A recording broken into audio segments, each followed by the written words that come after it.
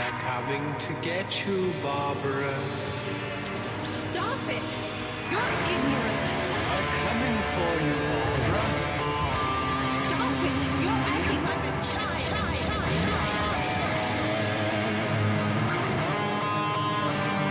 I'd rather not spend the rest of this winter. Time to make fucking count!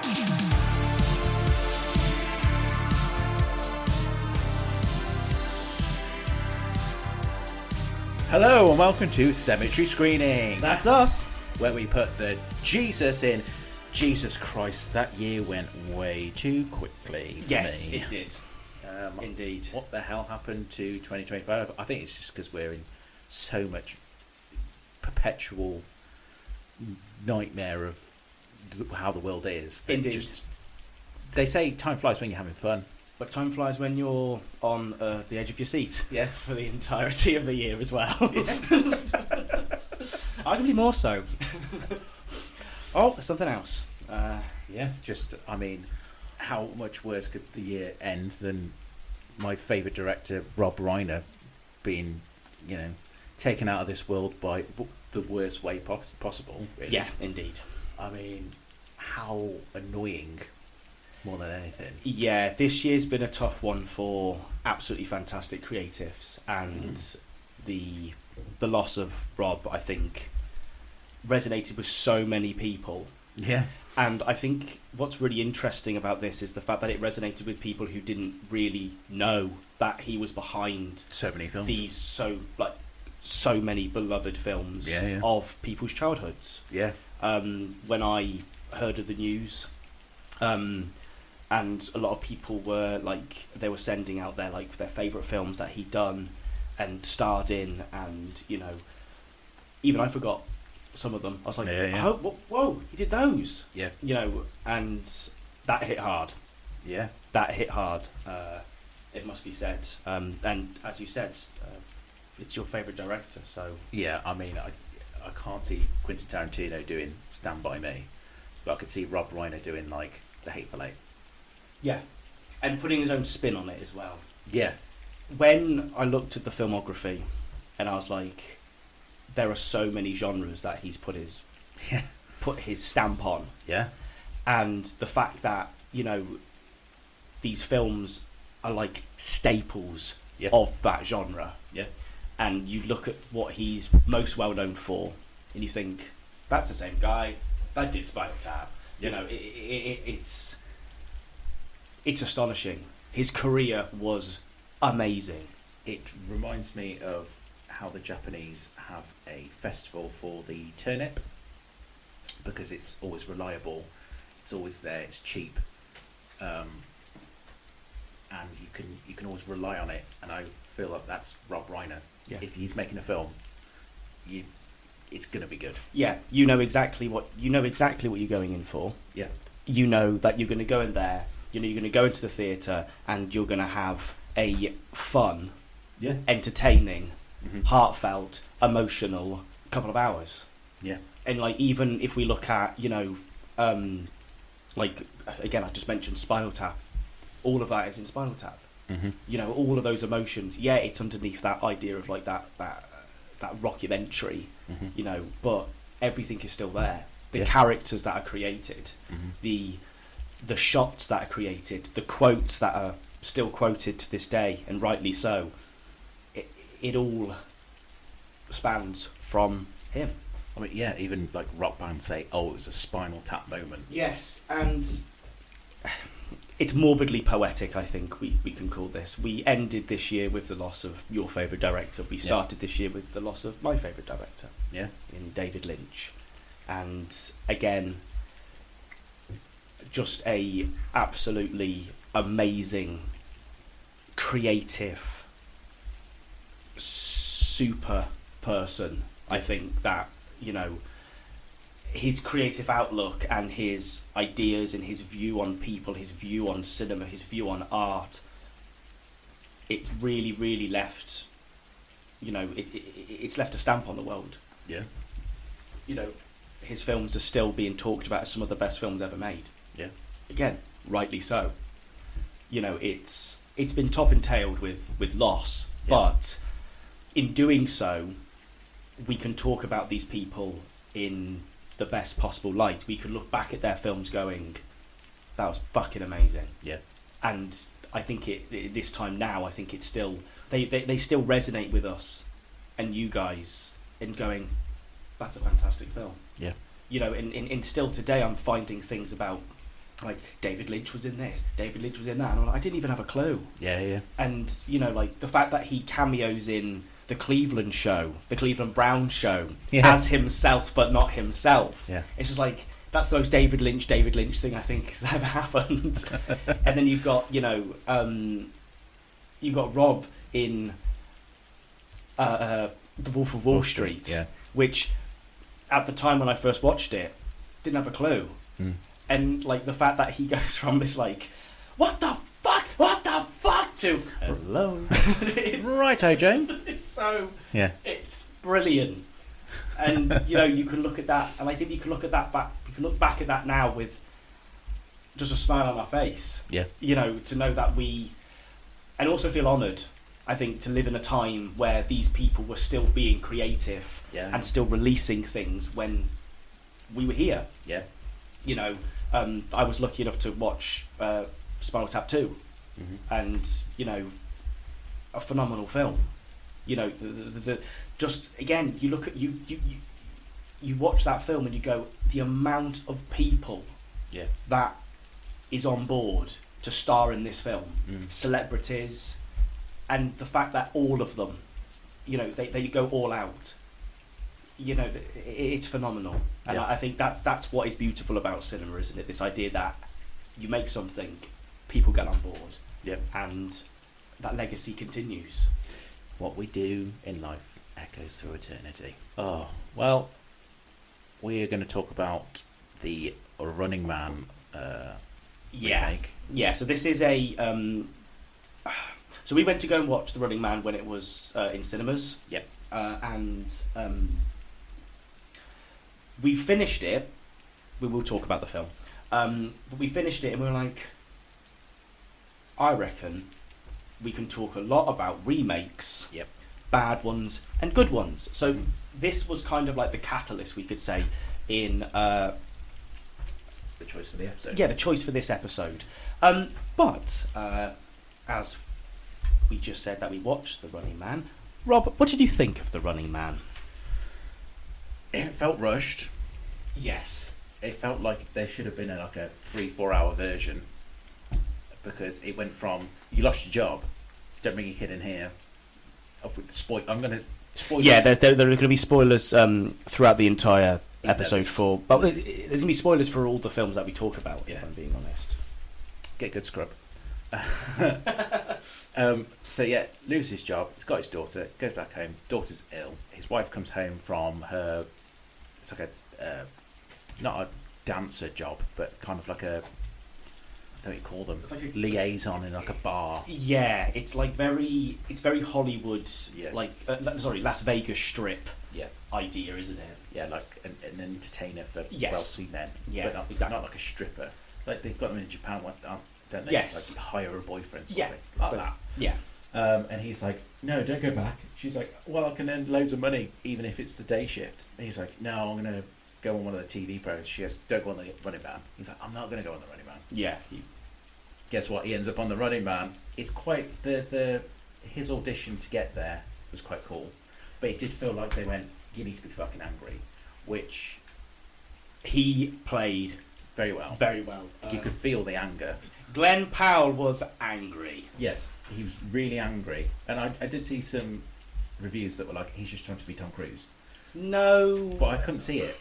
I tried really hard to see it, and I think it's just it's because he was also in Top Gun with him, because wasn't he?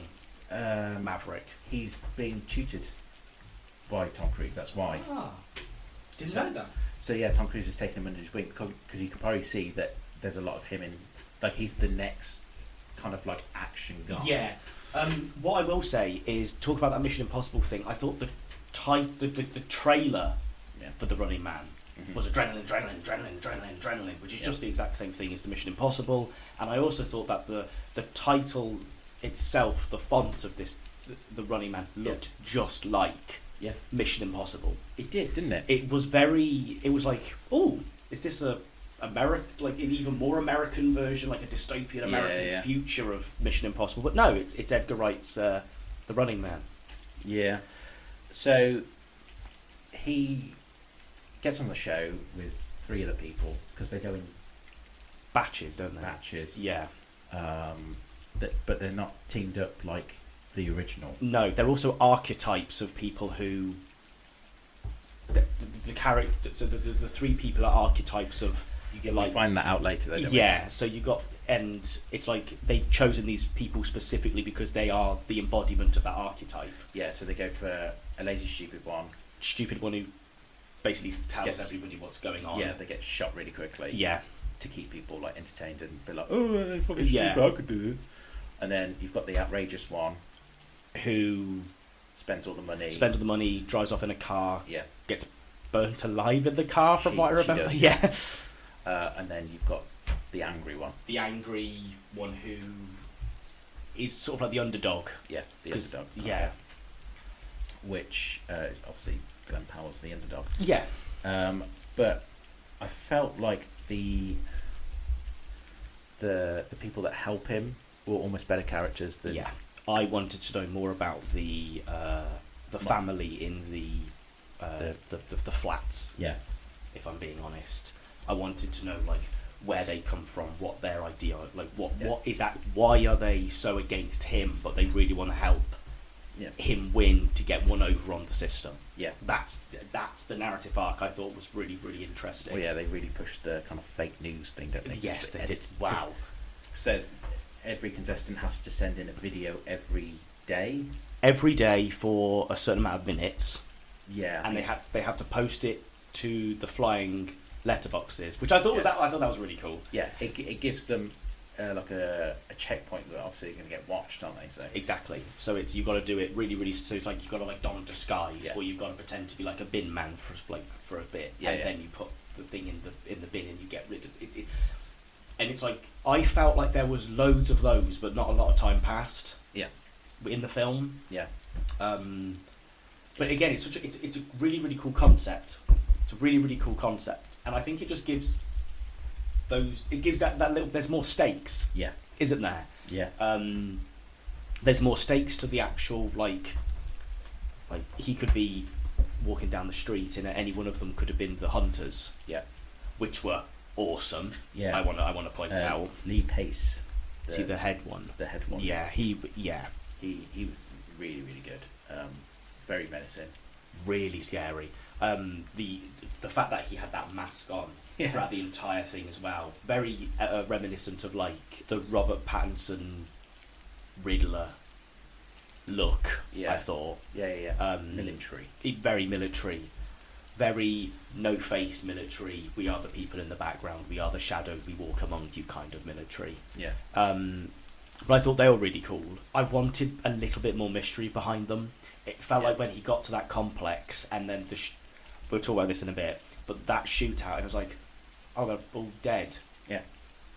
Bonus for Glenn's character. But it's just like, There was no personality, which I think that's why the Arnold Schwarzenegger one did so well, is because all of the hunters had a personality, because that's kind of what you want out of it. yeah, they were also all distinguishable. Yeah. I thought in the original. They all had their little thing. Yeah, and it was very much like, they're very much like bosses in a video game, like a Street Fighter video game, that Yeah. kind of thing.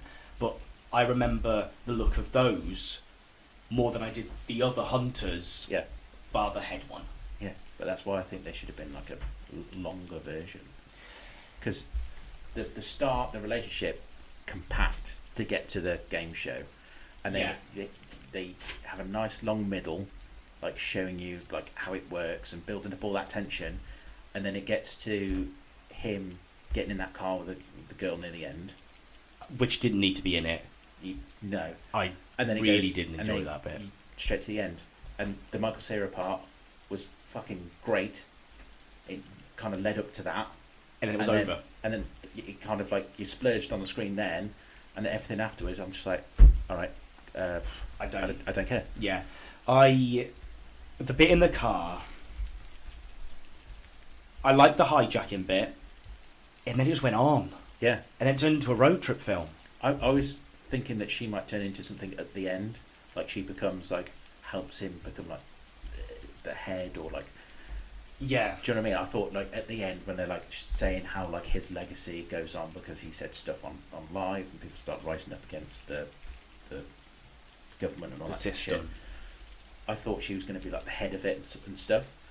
Nothing. No, She just got tricked out of a plane with the posters. And with the that's it. posters in, the posters made people aware of. Yeah. But like, she didn't do that. Yeah. He did that. Yeah. It was just. Yeah. This is my irritation. I think about modern films, especially modern big blockbusters. Yeah. To be a blockbuster film, it has to fall within this bracket of minutes and this bracket of minutes. If it falls Yeah. above or below I that, mean, it was still quite a long film. it was over a 2 hours. long film. 2 hours and 20 minutes. Something like that? Yeah, nearly 2.5. But like, oh, you know about the book, I should I say. know about I haven't.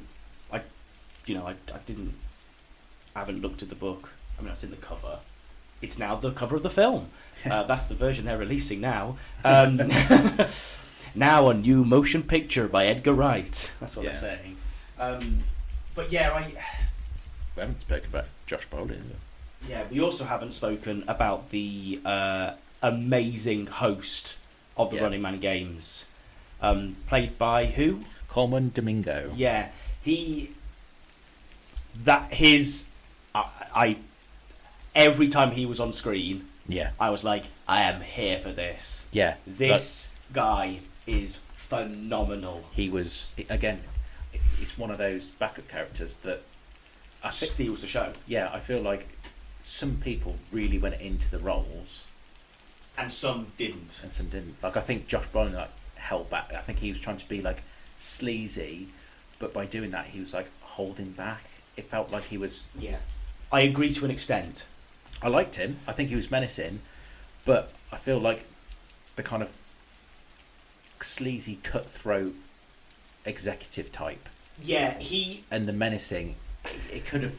I think they were constantly in wavering with each other, yeah. and I think there was an equilibrium that he could have got, which didn't really hit. It hit sometimes, and then sometimes it was like when he's first meeting him, he's like putting on that charm and everything, but it came off a little flat at times. I was like, okay, like there's Yeah. no pizzazz. Like, Yeah. you wanted So- a bit more. So when I saw Brolin's character in the trailer, Yeah, I was like, okay, he looked brilliant. yeah, That like the makeup he's got, I believe they like made his forehead bigger as well with prosthetics or something.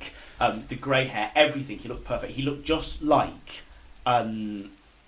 Dennis Quaid in The Substance. yeah, Just like him.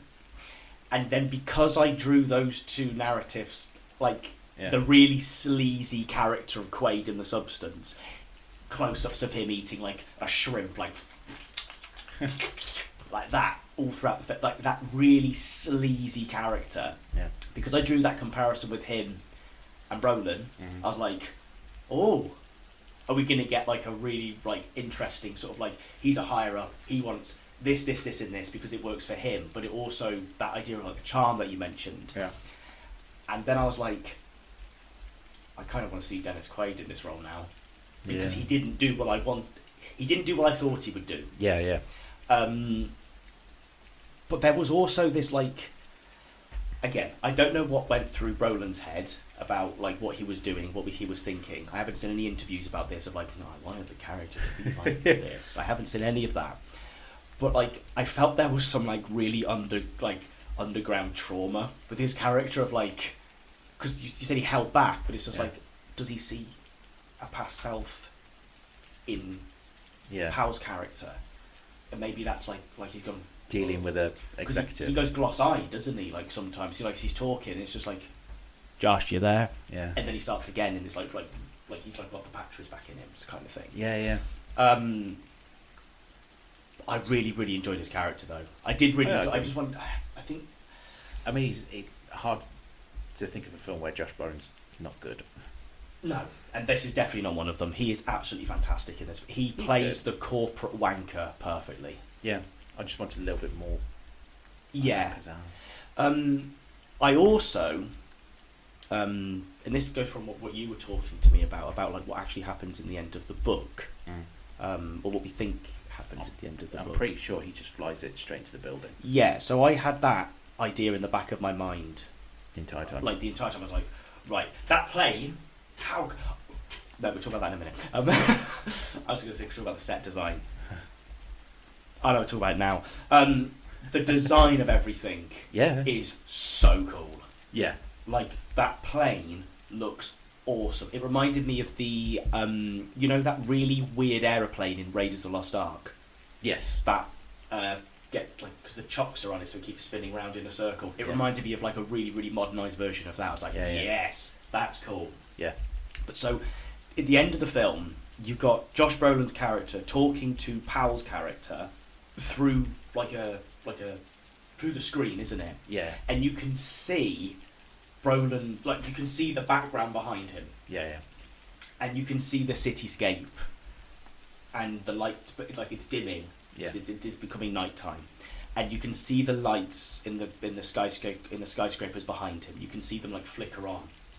Awesome, absolutely awesome. Now, because I had this idea in the back of my mind, I was constantly watching the background. Yeah. I was like, "Where's the plane? Where's the plane?" I was like, "It's gonna be there in a minute." Yep. Yeah, I was like that as well. Where is it? Where is it? Is that it? No. Doesn't happen. And because they were talking about in the marketing about how close to the book it was going to be. Yeah. We haven't read the book. Unfortunately. I haven't read the book, so if you guys want to write in and tell us about this and put our facts straight, then please do, because we love King. We do love King. Yeah, I love King. But we haven't read them all. No. There's quite a lot of back catalogue to go through. I believe there's a tomb in the cemetery just full of old King books. They're all paperback as well, which is nice. Oh, yeah. Easy to take on holiday. Yeah. We haven't read it. Yep. So we don't know if that actually does happen.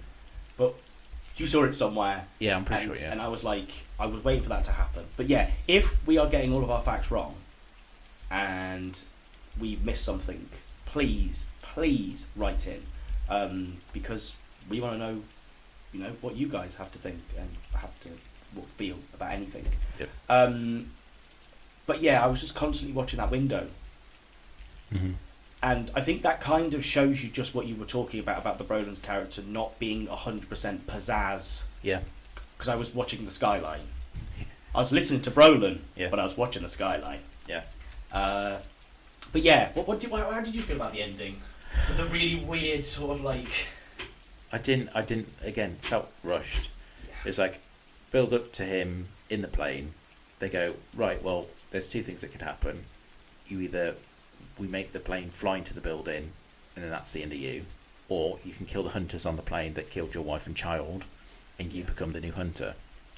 I like that. I like the fact that they did go, this has happened. Yeah. This has happened. Yeah. And here is the footage. Yeah. That was like a oh shit. But you've kind of got the moment. constant thing in your head but they fake a lot of stuff. They fake that. They fake the conversation with. They broadcast him going, "I'm gonna blow this plane, yeah. and I'm gonna come over to you." Yeah. He doesn't say that. I would love to know what the process of that would have been, because it was the exact same footage. It's did they just reshoot it, or did they actually try and do some AI deep changing. fake AI stuff to it? Yeah. And I think this is we'll talk about that in a second. We'll talk about that because it comes back to the original. We'll come back to that in a second. But yeah, you're right. I like the I forgot what the dude's business or what calling card was called.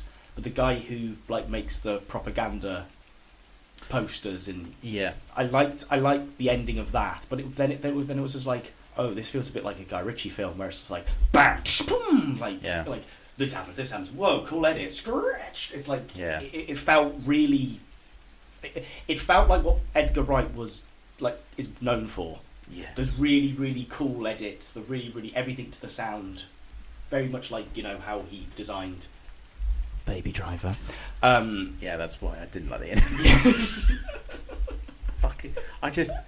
It's like it just felt like and then he survived, and then all this happened, and then it's like and then rewind. They go back to the show. The guy quits, and then Josh Brolin has to take over, and then he gets shot in the face. Yeah, and he's smiling when it happens, and then it's bang, and then it's like credits. Do you want to know when? Yeah, it's just like, okay, we get it. Fuck off, dude. He fell off so quick. I didn't feel this was an Edgar Wright film. It felt like a fat foot in a nice shoe. It was just shoved in. Yeah. Do you know what I mean? Bit rushed. A shoe that's two sizes too small. Yeah. Yeah, it'll do the job. But yeah. It's a nice shoe. Can you walk? Yeah, I've got to get there quickly though. That's fine. We'll rush it. Yeah. I think that's a really, really nice anecdote, actually, an analogy. It's just, it did the job. It did the job, and there were some really cool parts in it. There was I've said it before, the set design was astonishing. Yeah, it worked really well. There has never been, I don't think there's been a film where I've wanted every single vehicle that I saw. I was like, I want that. Even the woman's vehicle. See, there's something about it. It still looks a bit 80s.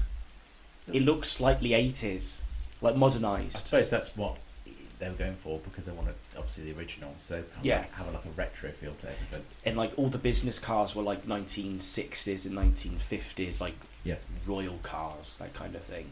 And then all the like the poor area was all like shit boxes. Yeah, it was like.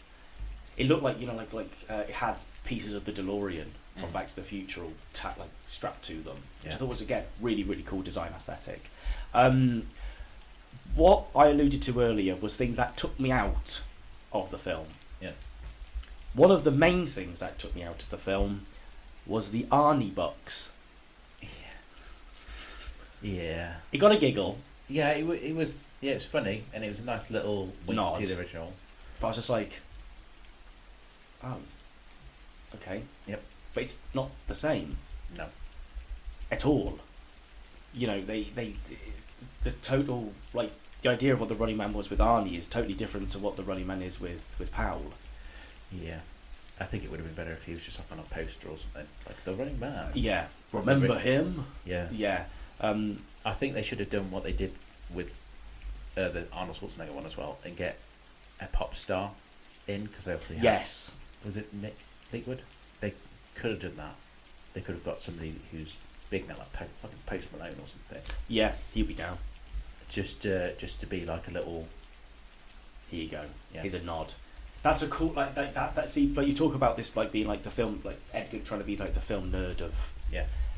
The idea of like doing a same cameo but with a different person who would have been still famous at the time. Yeah. That, I would argue, is a much more nuanced way of doing it. It's not shoehorning. Arnold was in this film. Remember? Yeah. Remember it? Yeah. It's not the king. It's Arnie. It's Arnie bucks. It's like, what? God. Brolin bucks. That works. Yes. But is it? But because the original with Arnie was quite edgy. Yeah. I hate that word. Was quite like dark. Yeah. At times there was like, it's been ages since I've watched it, but like I'm pretty sure there was like things of like, a child can't go in this because they will have too many G's in the body. Can't. It's just like, whoa, you go in there. Yeah. Like the idea, and then I'm thinking of the Brolin bucks. I'm thinking it would be if they wanted to like do that same thing, it would be him with the gunshot in his head, and like the bullet hole, still smiling.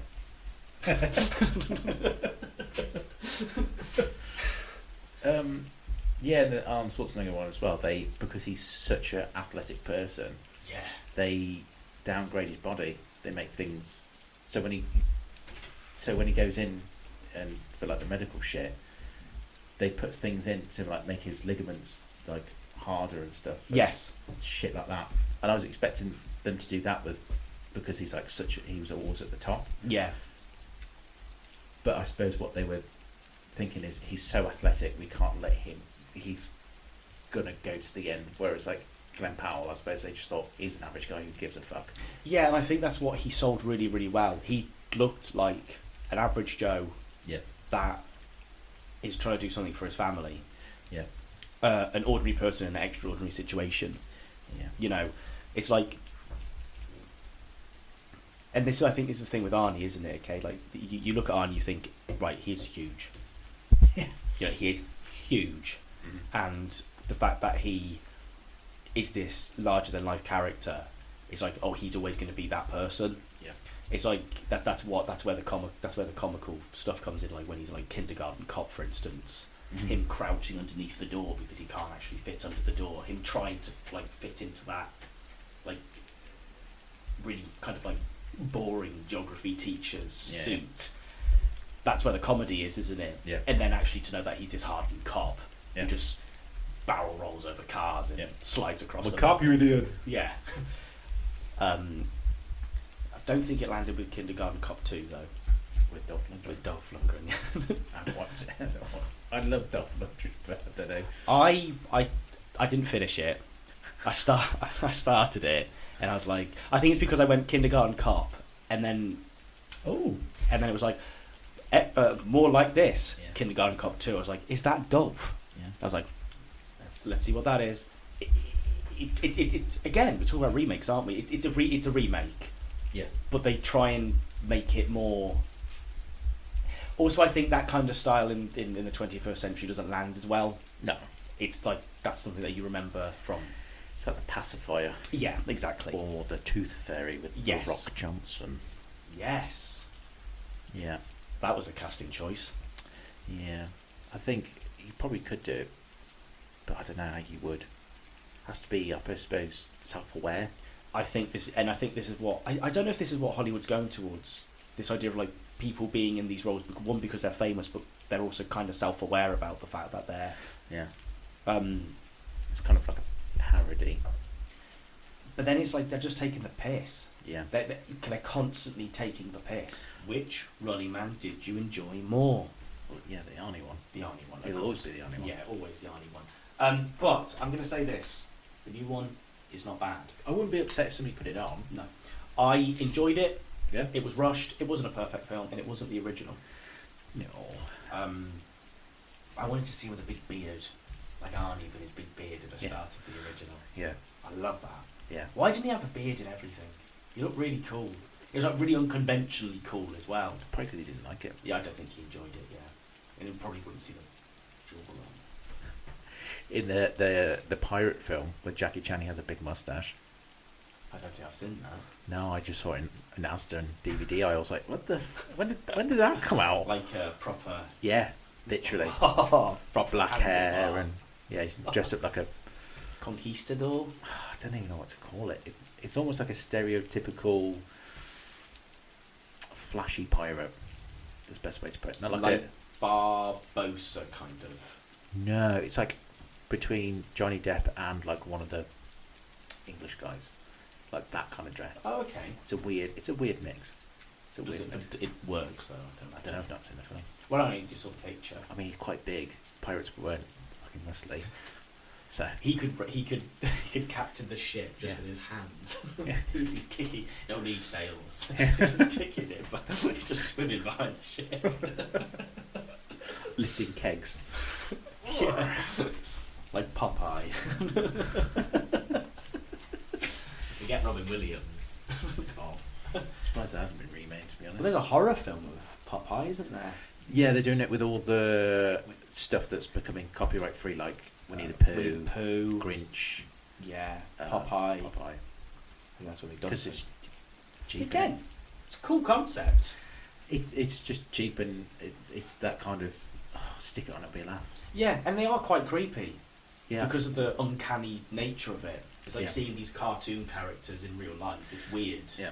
Um, We're in a kind of paranormal Activity-esque era of Sure. horror.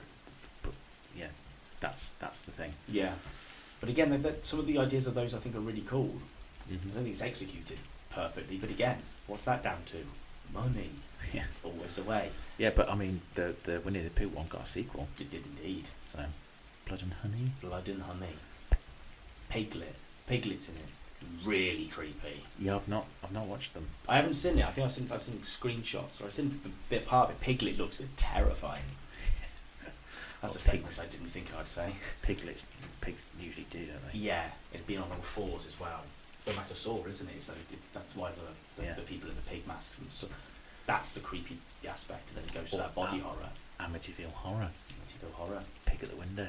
or that's a cow. I was thinking of Texas Chainsaw, and that kid's like Yeah, walking in front of the car, yeah. but it's a cow's head, isn't it? In Yeah. Texas Chainsaw.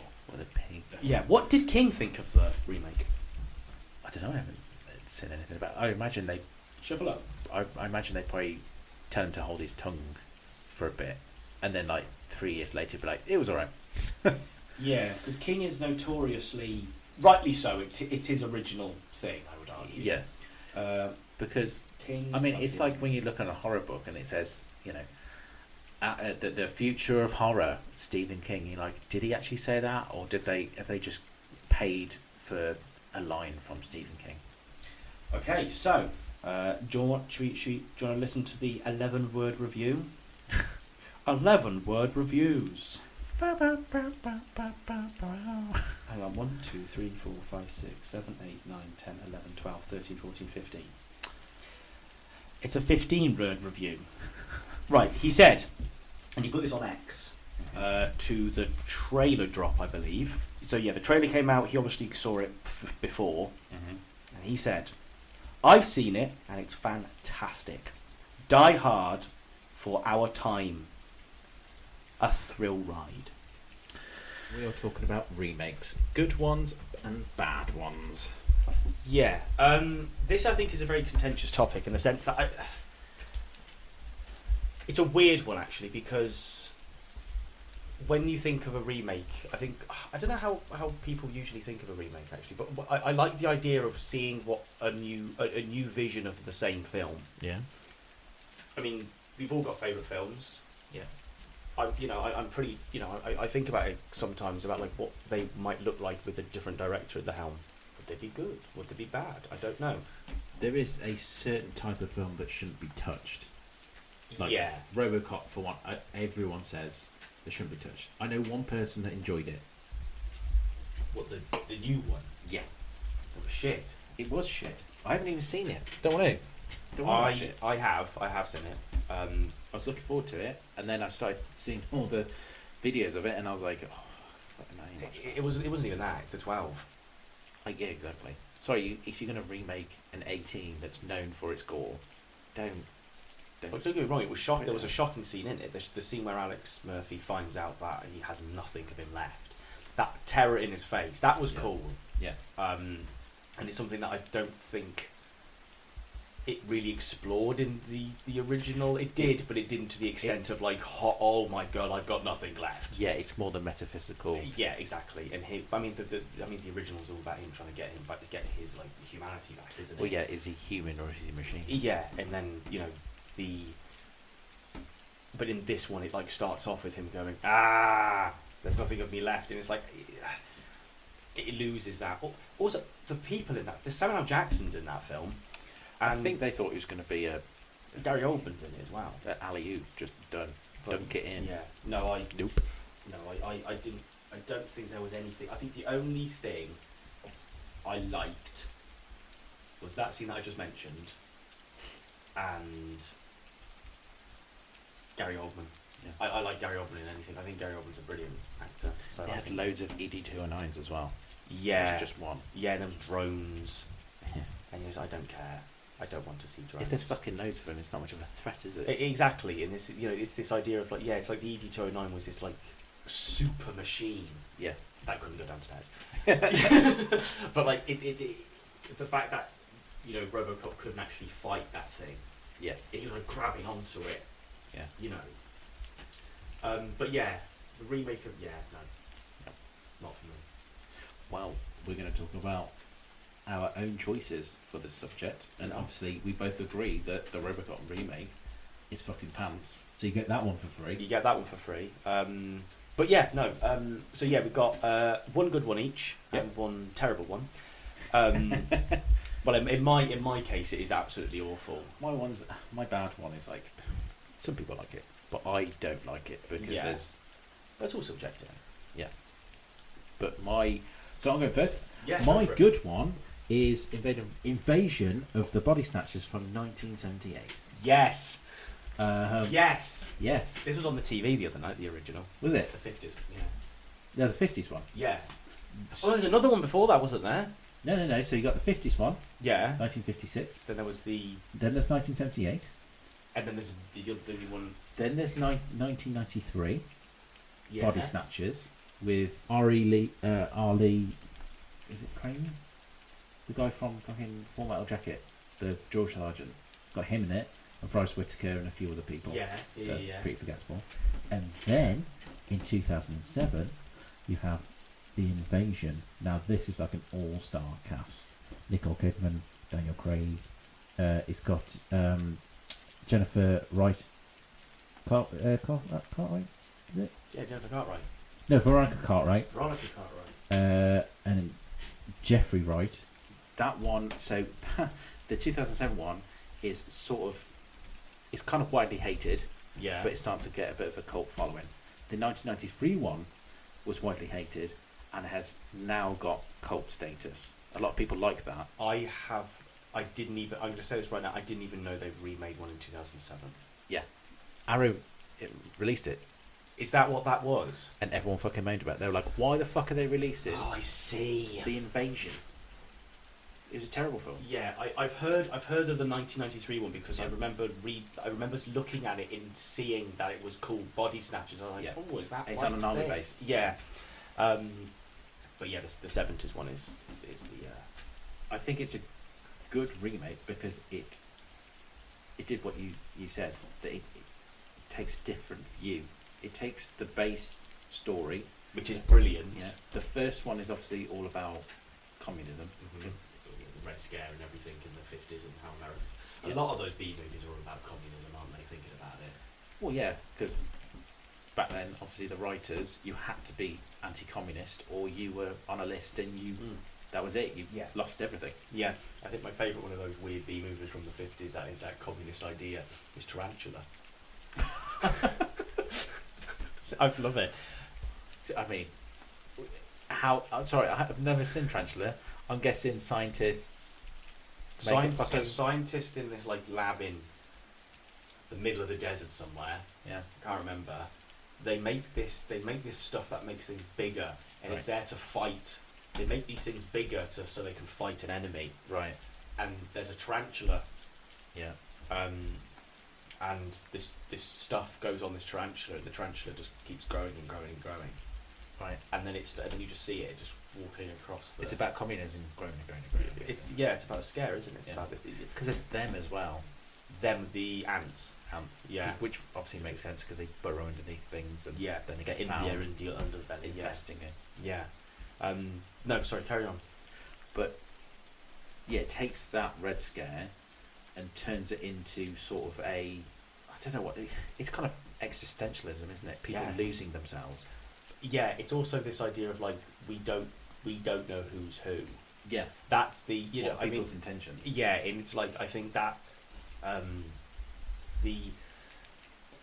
it's a all out horror film. It's terrifying, but in a really sort of mundane way. Yeah, and that I think is what links into that existentialism. This idea of it. I think another thing is the idea of like what was going on in the 70s. That idea of like that it's this mundane. Yeah, and I think there is this fear of the mundane, isn't there? Well, it was near in the 80s, so if you think about it, everything was becoming mass-produced, digitalized, everything like that. But what I like about it is, like you said, it slowly creeps in. It's not like 28 days later where he wakes up and he's in an apocalypse. Yeah. Or, even the remake of Day of the Dead, not Day of the Dead, what's it called? Dawn of the Dead. Dawn of the Dead, where it's like wake up, apocalypse on you, oh you're in it. It's the slow creep into showing how quickly it can happen after one person getting infected. Yeah, and Well, not infected, taken over. taken over. Yeah. Also, what I love about it is that the cinematography of it is very normal. Yeah. That's something that I'm like. It's like if I picture America in the 70s and into the early 80s, that's what I picture. Yeah, yeah. You picture those, the people in the trench coats. You picture the people going across like Times Square and all that kind of stuff. You picture the big buildings and concrete and the taxis and everything is normal. Everything is everyday. Yeah. But there's that thing underneath. It's seeding it. You just so you see it in the background. You can see people. Yeah. Not act right. So there's some really good little tidbits that I found out about it. So you might see Robert Duvall is at the start, plays priest. Yeah. So he worked with the director in another film, and he was just in town. So that's why he's in there. He's like, oh yeah, I'll be in it. Just like, all right. Yeah, yeah. That's so cool. Exactly like, yeah, sure. Also, when Donald Sutherland and I can't remember the woman's name gets to the taxi and they're driving away and they have a face of pure terror. That's because they actually were scared because the guy driving the taxi was he was supposed to have glasses on and he didn't, and it was nighttime. So and he was driving at high speed. And for real. Yeah, That's so so they were cool. fucking scared as shit. Yeah. Well, you would be, wouldn't you? Yeah. Just so he won't be wearing his glasses. Yeah. What while they get in? Yeah. By the way, guys, don't wear the glasses. Don't wear the glasses. You're gonna ruin the shot. Fuck your safety. Yeah. That's a real maverick move. But the fact that it's got one before it and two after it, and it's still the move that stands out. Everyone always goes, "Oh yeah, that's the best one." That to me, that solidifies it as a good remake. Yeah. In what the 50s one is good. Yeah. But it suffers from, and I don't like saying this because I hate going, oh, it's of its time, but it suffers from, I think, the cheapness.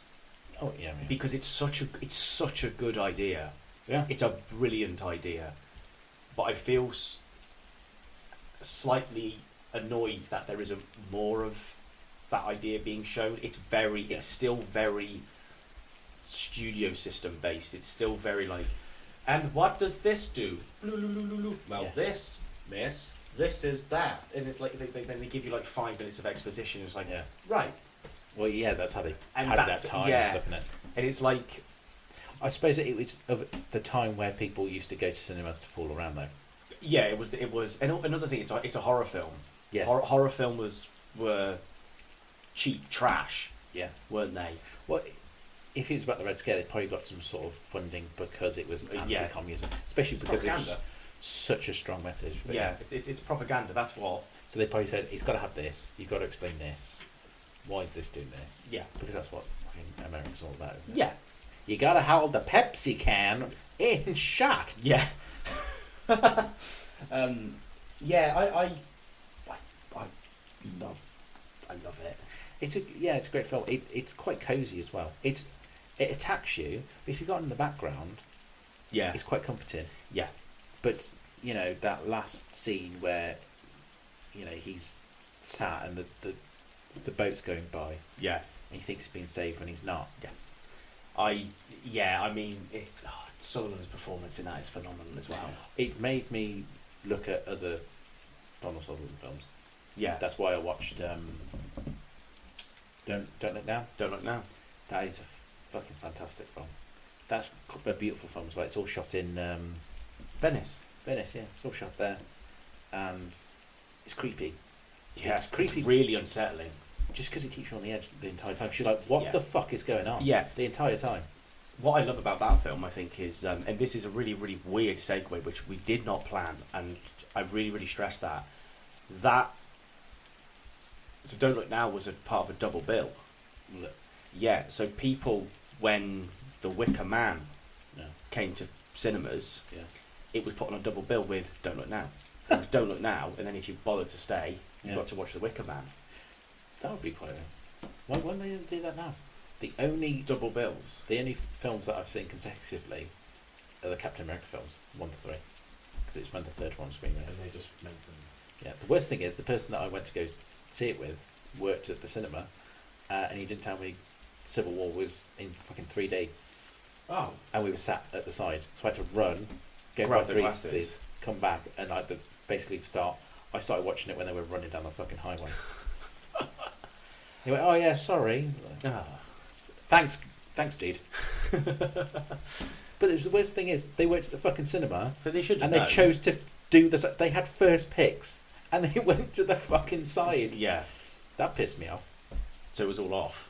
It was a waste of time. Yeah. Waste of Shouldn't time. shouldn't have got the glasses. Would have probably done the Yeah, I exact should have same. just fucking jerked off into the popcorn. Don't PC, I don't buy popcorn. Do you know what we do? But yeah, what's your choice? My good choice is Nosferatu. Yeah, I mean it's got two of the It's got two of the films. remakes. Yeah, Um, no, it's got one of the remakes. technically, it's got one remake because it's okay. I'm talking about SpongeBob doesn't count. guys. I'm gonna have to rethink my entire thing. my entire chat was gonna be a SpongeBob and Nosferatu flicking on and off the lights.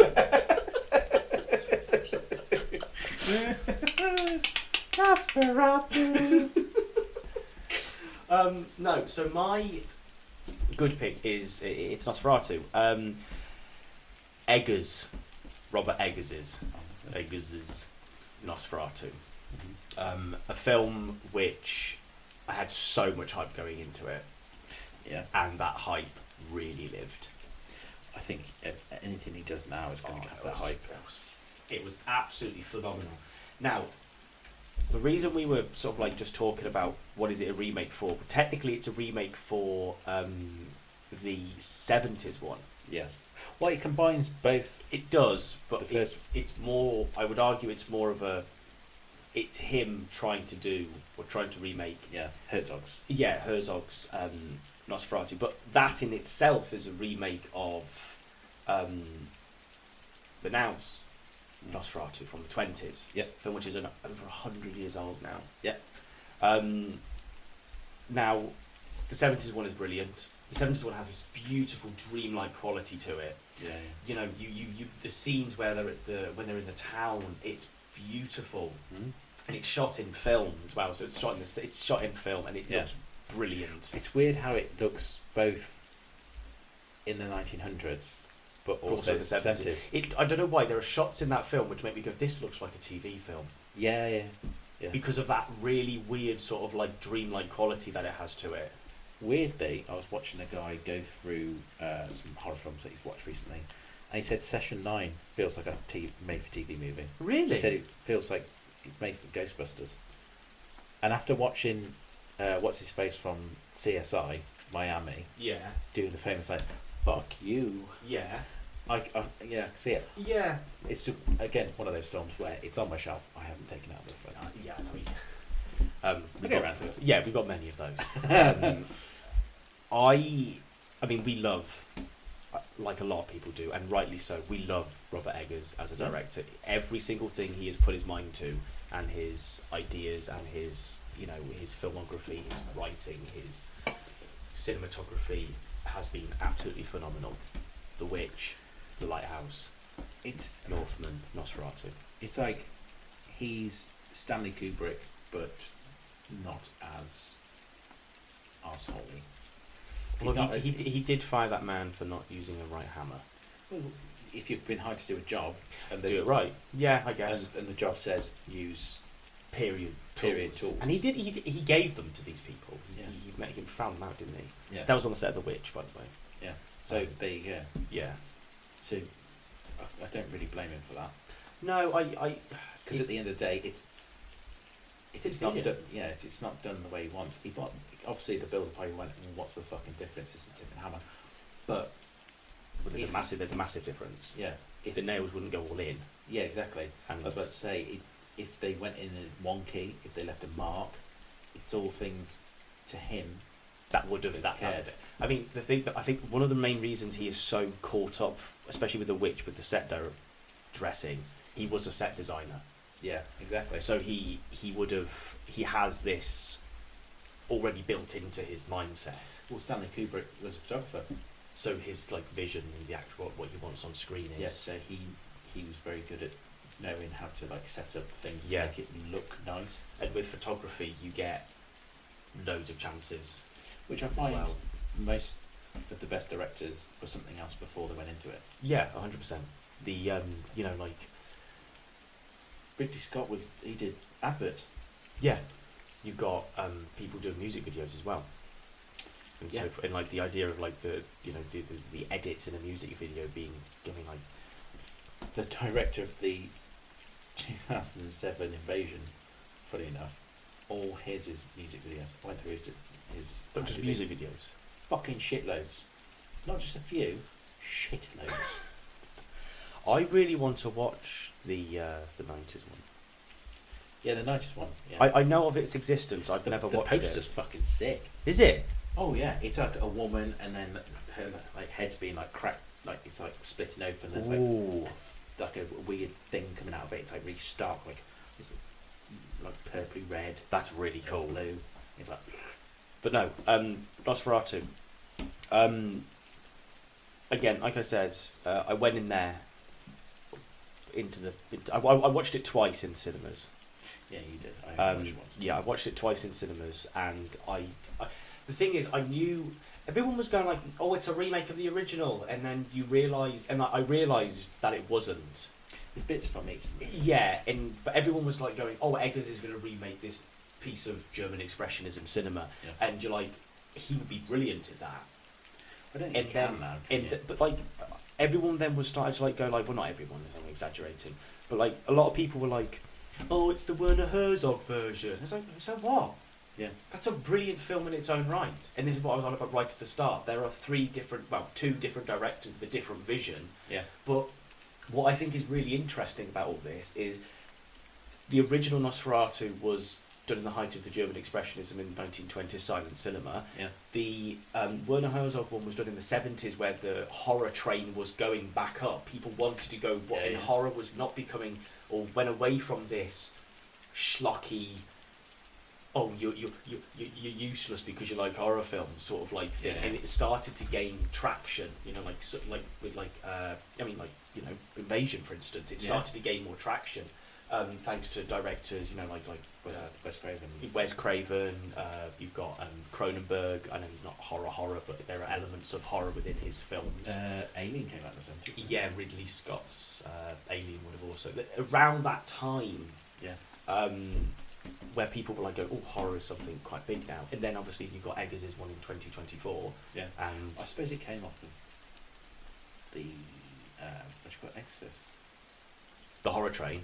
Yeah, like they're kind of making it less like about some sort of fucking bear that's been infected with something that's killing people, or like Friday the 13th into wow, it's got something to say.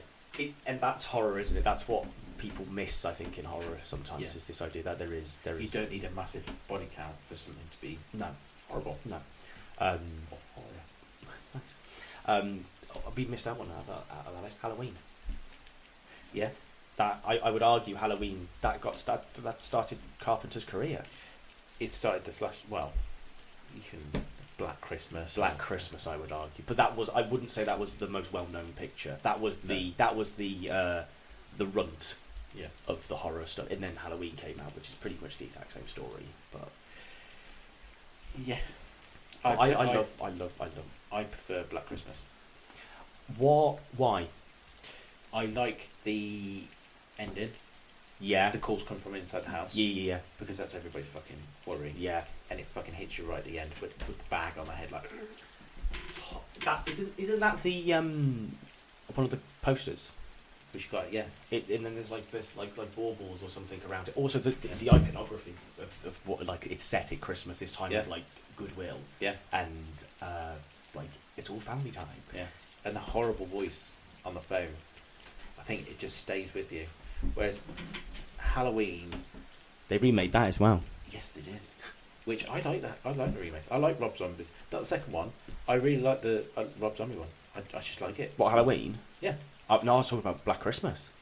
I've seen Black Christmas. That's a pretty good film as well. Yeah, I think again I watched that one first. the vibes of that, the new one, I think. But it was part of that, like, it was when it was remade, it was part of the, like, this is gritty slasher. Yeah. And it's like, I'm going to... Shock. Yeah, it's going to be like, what can we do? Someone got stabbed. Pfft, forget that. We're going to cut their head off. Yeah. Like, and we're going to see it all. Because of Hostel. Yeah. Yeah. Yeah. And then you've got the Rob Zombie Halloween films, which I like the first one. Yeah, because he made the second one in spite. Yeah, I think the first one was brilliant. The second one is just him. It's just domestic violence. So, I recommend anyone to watch the first Halloween remake with the commentary on. It's very interesting. He says that he was basically, because it was his first big kind of, what do you call it? Picture, Picture. And he was taken advantage of by producers. They were like, oh, you need to hire this person, you need to hire this person, you need to hire need to do that. And they were just sat around doing nothing. And it was just people all in his pocket, taking away from his budget. So if you think, he didn't really know, he was, trying to make a indie film, but surrounded by people trying to push you to make a Yeah, I mean, blockbuster. you think about the Halloween franchise as a whole. Yeah. A lot of it has been. I mean, Halloween 1 is. Halloween 1, I still think is one. I don't know if this is 100% correct, but I still think it is one of the best grossing independent films of all time. Yeah. I think that did get overtaken by something, but it was for a very long It was for ages, wasn't it? And then Halloween 2 came out, which was Carpenter didn't want to do it. Yeah, I do feel for the man, really. Like the stuff that he was saying, like he was just drinking Typing. then drinking coffee, Yeah. and then just writing. Yeah. And I still think it's a good film. I like the film. It annoys me. I think the backstory annoys me. It annoys me when it's like little scenes where she's like in the car park and she can barely like scream. I'm like, fucking come on. Yeah, and it's like, and then she can't. There's the But bit she's where sat in the car. Yeah, she can't walk. Yeah. And then, but like the imagery in Halloween 2, Michael Myers getting shot twice by Loomis, and they're both hit in the eyes, and then he looks up and the blood that image is beautiful. It's got some great scenes in it and stuff, and funny little bits like the janitor and the nurse having it on and stuff like that. Yeah. It's very, very crude.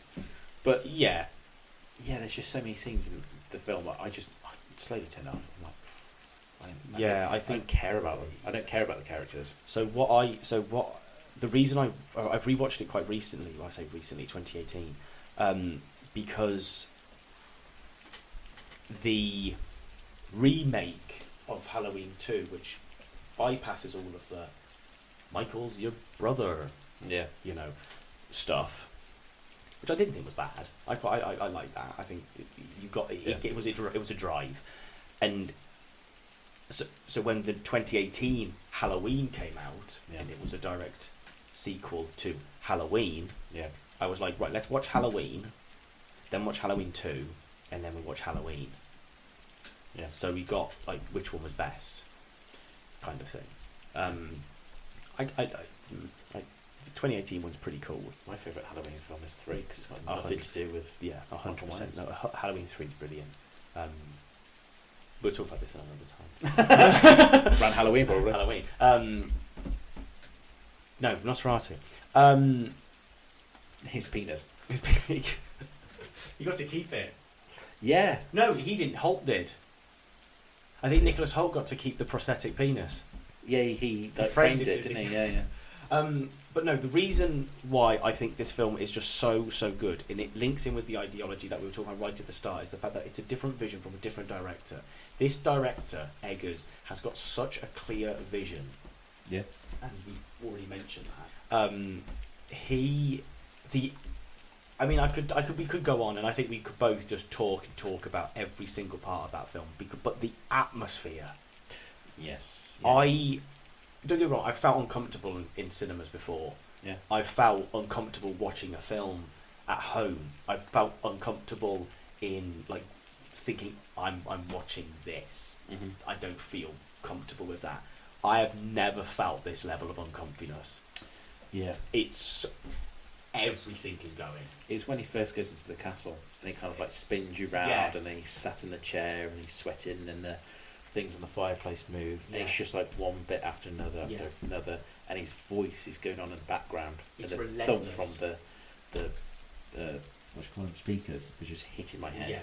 and it's like Yeah. right in your ear. I love Skarsgård's voice in this. Yeah, it encroaches on you. Yeah, it's that scene when he, but like that scene where he's going to the castle. Yeah. He goes to the Romany Gypsy scenes in this. Yeah.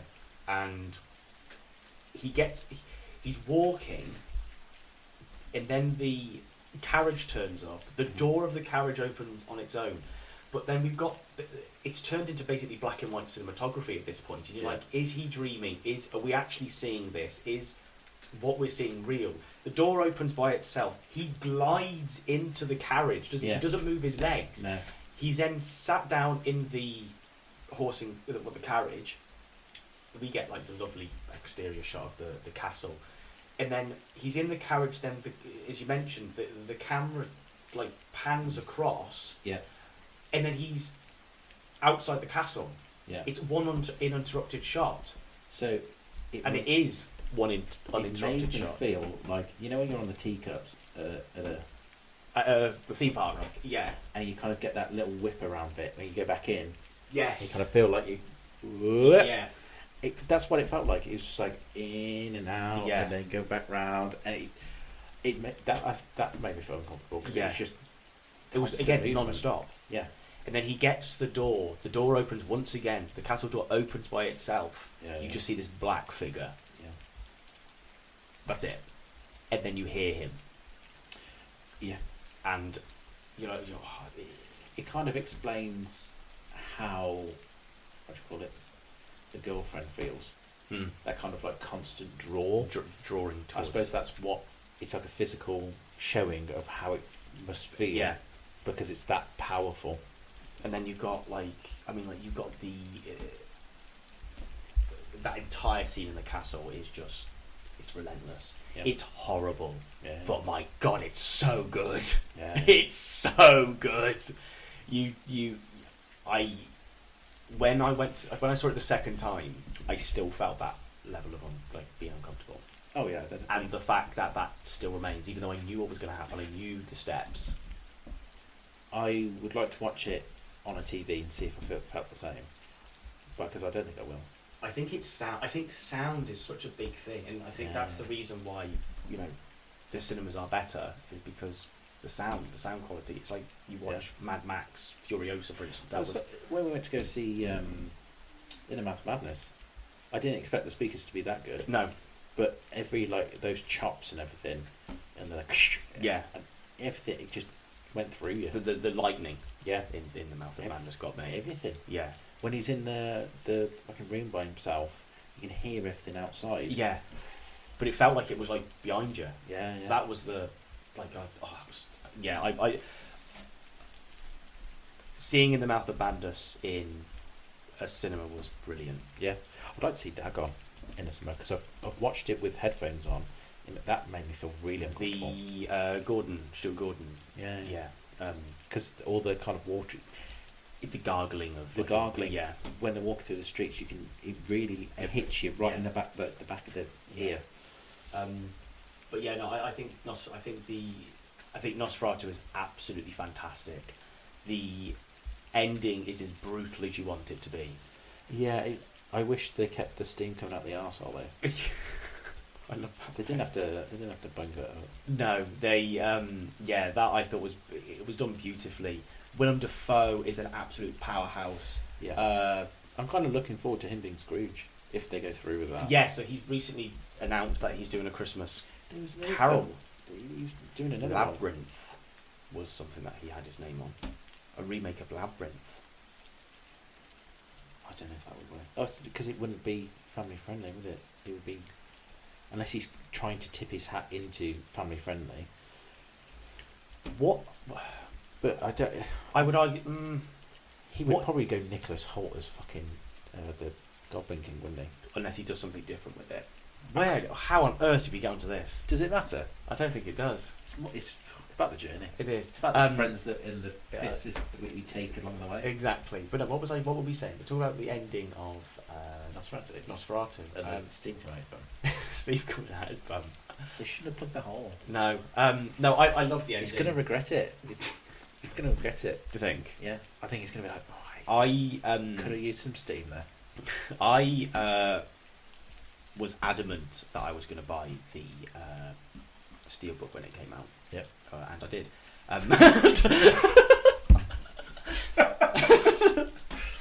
That's it. Well, there you go. But it had those extended scenes. Yes. It was the extended version. Yeah. It's a couple of minutes.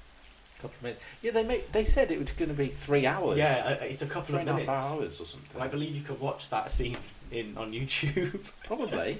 The Steelbook is gorgeous. Yeah. Did you get the record as well?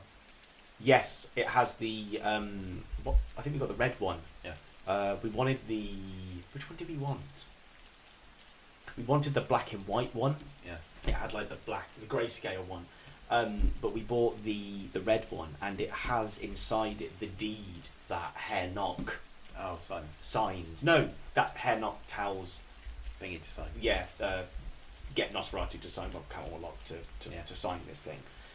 It's got that in it, which is really, really cool. I kind of want to put it up in the office. Yeah. It's one of those. It's a thing that you'd like. That can't stay in a record sleeve. I tell you what, I saw a record somebody on Instagram showed off, and it's Rick Wakeman, is it? Yeah. His Knights of the Round Table. It comes with a book. And all sorts. Really? And like when you open it up, it's a beautiful painting of like Camelot. What the gatefold of the Gatefold, record? yeah. And I was See like, that? So I find that kind of stuff like you need to buy two of them, frame one of them, Yeah. use the other. But it's I see it in charity shops all the time, and I've always gone, hang on. I have got some Rick Wakeman stuff. But Yeah. I always passed on that one. And after listening to a little snippet, I'm like, fucking, especially one with the book, because it's not like a little piffly thing. It's fucking thick. Yeah. That's so cool. I love things when the steelbook doesn't come with anything. It just comes with a beautiful image. Yeah. But you don't need it to. The image is enough. It's for any of you who haven't seen it, it's Orlok Yeah. enshrouded in mist. Is it embossed? No, it's just pure matte. But I don't know why, but it looks really classy, just like that. I think no, actually, Nosferatu is shiny. The letters are so it's kind of it's not embossed. It's got that, so there's a different texture to it. That brings me back to one of my favourite things. The trailer for Nosferatu is brilliant, and there's that scene in the trailer where you see Orlok in the castle and the two dogs stand up. Yeah. That scene in the film is gorgeous. That again happens at the castle. It makes you want to see the monster. Yeah, but you never really do. Not until he shows his dick off. Yeah, but you don't really see it for very often. For No. very long, sorry. Burns into your fucking retinas. Yeah. Again, I Talking think of cocks, what about 28 weeks later? That's all I'm 28 years later. That's all I'm hearing. The fat fucking cock and Power Rangers at the end. Yeah, and Jimmy Savile at the end.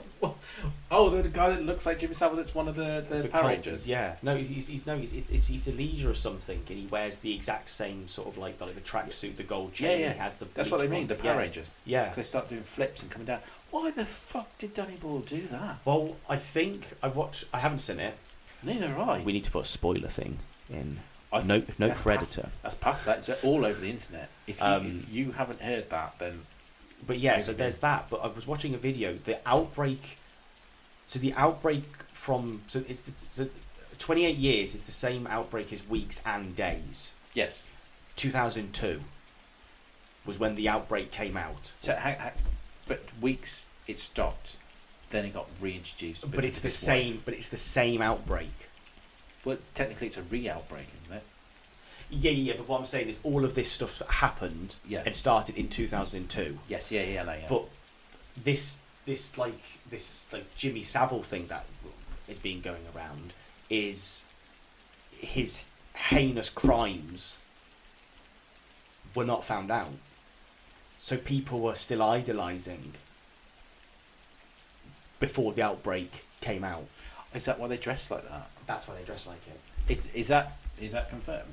It's not. It's in a couple of videos, but no, it is confirmed. Danny Boyle said it. I'm pretty sure That's Danny Boyle. fucking bad taste, that is. Because It's fucked. I mean, the survivors still alive. It's not 50 years on when they're all. It's of all the. It's like, but again, like of all the people you could pick, you pick him. It's like just people that like fucking Hitler. Yeah. Yeah, it's in the same camp as that. Let's dress up like Jimmy Savile. He Yeah. saved the UK. Yeah. Sorry, but No. no. I'm Even watching the documentaries, seeing his arm with him with Gary Glitter, and they're like, "We're going to take these girls backstage," and yeah. you're like, even back then, you could see it, and just nobody wanted to say anything. No, but it's like yeah. No, I think the ending is very, very poor, and I don't like it. The worst thing is, I know somebody that interviewed the survivors for the case, God. and he said the things that they said will stay with him forever. Yeah.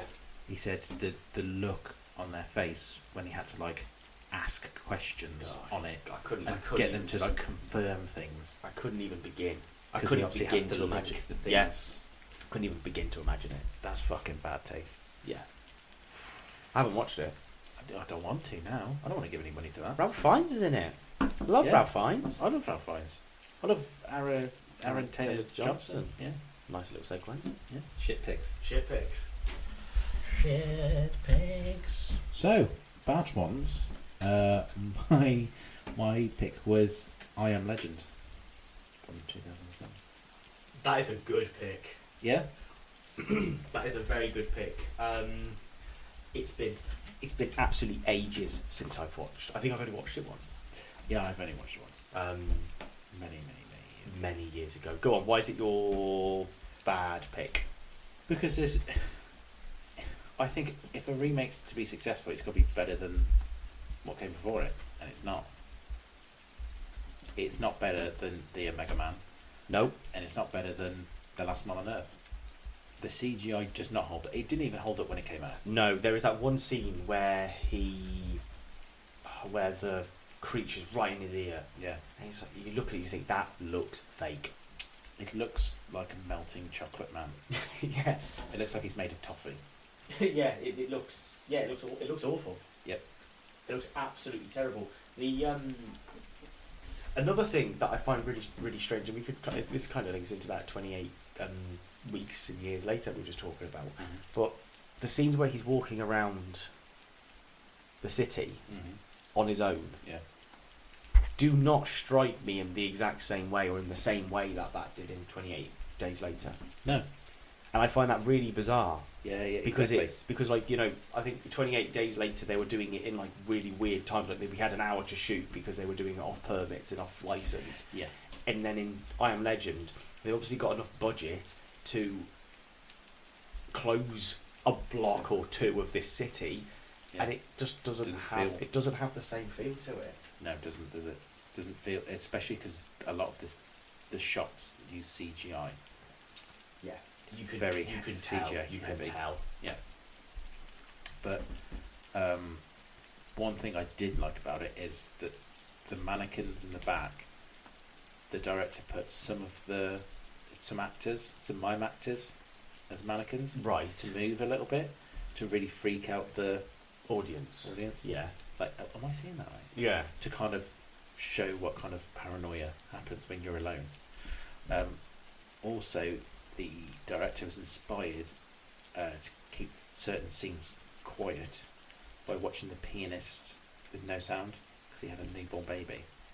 So he watched The Pianist with no sound, Right. and how some scenes really affected him. And how others. And Yeah. I mean, The Pianist is just a bleak film. it's very big. It's a very bleak film, which When the guy eats the fucking beans off the ground is probably one of the worst scenes that I've seen. It's- It's just pure desperation. yeah, it's, you know, and The Pianist is something totally different to what he's trying to do here. Yeah, it's just, I think, it just must have been like that kind of bleak feeling. Yeah, It's also that. What was that really stupid scene where they're all like all the things, all the creatures, or what are they? They're like, So, what are they? so interestingly, The Last Man on Earth, the screenplay was written by the writer of the book, Right. but he asked, because he wasn't very happy with it. He asked for his name to be changed. Yeah. But it's So the most he's with a pseudonym. it's the most faithful to the book, which they are described as vampires, but they're Right. But in Last Man on Earth, they're more like zombies. Then They're that's slow, Yeah. but in the book, they're fast and agile. Which again, you would link with this idea of like vampires and so forth. Yes, yeah. But interesting enough, Fritz Lang was head to direct it with Hammer Horror. Really? Yep. Wow. But the writer, is his name Maston John? I can't remember his name now. He didn't like Fritz Lang. Didn't like him, so they cancelled it, and then another production company picked it up, and they shot it in Italy. What a weird turn of events Yeah. in that sense. Because like, imagine what Fritz Lang wanted to do. I mean, coming off like Metropolis and everything. Yeah, I mean, Metropolis is one of the most beautiful films ever shot. I think. Yeah, it's I know. absolutely Just makes you beautiful. wonder what he would have done. What he would have done with that material, and the technology advancements Mm-hmm. in, Metropolis as well. 1950 something. They originally wanted to make it with Hammer, but Last Man on Earth is 1964. Yeah. And then when did Mega Man, when did Legend come out? 2007. Wow. So that's a big gap. Uh-huh. But you've also got to think of the idea of like, it's one of those. If I think of an apocalypse film, I do think of I Am Legend. Yeah. It's weird, isn't it? Because it's like it's in this zeitgeist of something Yeah. that you would associate with, I think what's hard hitting is obviously because there's times without the monsters being Yeah. around. It's a nighttime thing where it's like a zombie apocalypse. They're always around. Yeah. They never go away. Whereas like you have periods of being absolutely alone, periods of being hunted. Yeah. So No, I haven't watched it in ages. I think this is detrimental. I don't really remember it. And I think something that is such a bleak and it's a cool concept as well. The idea it is a cool concept. Mhm. And Will Smith is a very, very good actor, but nothing stuck. I think the trouble is because they chose Will Smith. Will Smith plays Will Smith in pretty much every He's an film. action hero. Well, he's charisma, but to make someone it's like George Clooney. George Yeah. Clooney plays George Clooney in every film. It's very rare that he's not somebody else. Yeah. Even like the Men that Stare at the Goats. Do you know what I mean? He's good at Burn After Reading, but again, he's playing a very charismatic character. Charismatic, yeah. And it's also Coen Brothers. Yeah, so, but Ocean's 11, 12, 13, he's perfect Yeah. because he's playing a charismatic character. Who would you cast instead? 2007. Aaron Eckhart, guy who Okay. plays Two-Face. Yeah. I think he would have been good. What's his name? Josh Hartnett. Hartnett, yeah. Josh Hartnett. I think he would have been quite good, but he picked his roles. He was about the right age. Someone like that. Yeah, you want somebody who could be an action hero, But isn't. but it's more like because An everyman. the guy's a scientist at the end of the day. Yeah, he's not. Yeah, he isn't. So you want somebody who could be an action hero, but is more like an everyman. Which Yeah. I think that's why Charlton Heston works in their Mega Man. He's an action hero, But he's also. but he's also his an brains. everyman. Yeah. Yeah. That's why Vincent Price doesn't work, Because he's not an action hero. because he's not an action hero. He is a brains man. Yeah. He's also very camp. Yeah. They try and make him like a manly man, where there's a good clip of it's on, I think it's on What's in My Bag on YouTube with Bill Hader. And Yeah. he talks about because Last Man on Earth is one of his choices. He says about one of his favourite scenes is when something goes wrong in the science lab. He goes, "Oh, faddles." Oh yeah, he does the same. Yeah. And it just shows, I mean, it's still a great film. Also, Vincent Price wanted to use real people in certain scenes when he's like carrying dead. He's like, no, I want it to be real, so it looks like I have to be caring. But when he's like thrown in the pit, it doesn't matter, does it? But he's like, I want it to look like I'm, trying to be careful from the weight. So he did care. But funny enough, Charlton Heston hated Last Man on Earth. He's like, it was terribly acted, terribly paced. Yeah. It's not horror at all. Vincent Price hated the Mega Man. He's like, it's got no soul. Wow. It's totally flipped. yeah. They hated each other's movies. I mean, you can understand why. Yeah. They're remaking the same film, and the one's going, I could do it better than you. Yeah. Or is that the director saying they can do it Well, better? Mega Man came out in 1971, so how many years is that between them? So that's 7 years between them. So there's a big difference there, really. Mhm. 60 to 70. Yeah. A lot of advancements were going on. Yeah. It's also the kind of whole feel of the film. Whereas 70s, it was more like a guy trying to hold on to his sanity, Yeah. being kind of constantly attacked Yeah. by like a cult. Whereas like Last Man on Earth, it's more I get accosted and then I'm going after them.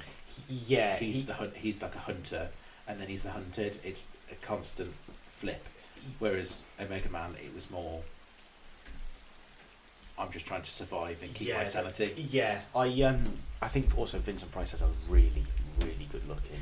I suppose no, he does go after them in Mega Man because he starts to cross off all the places he's been because he's trying to find them when they're asleep. But he does it in more of a sort of he has fun as he goes around. Yeah, I know what you mean. Whereas like Last Man on Earth, it's his fucking business. Yeah. Like I said, I think Vincent Price has a really, really good look in Last Man on Earth.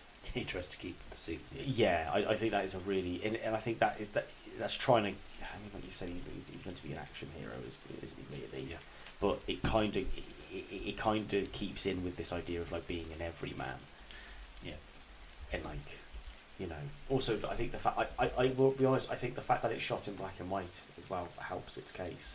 Yeah, because it's I don't know, more bleak. Yeah, it feels more desperate.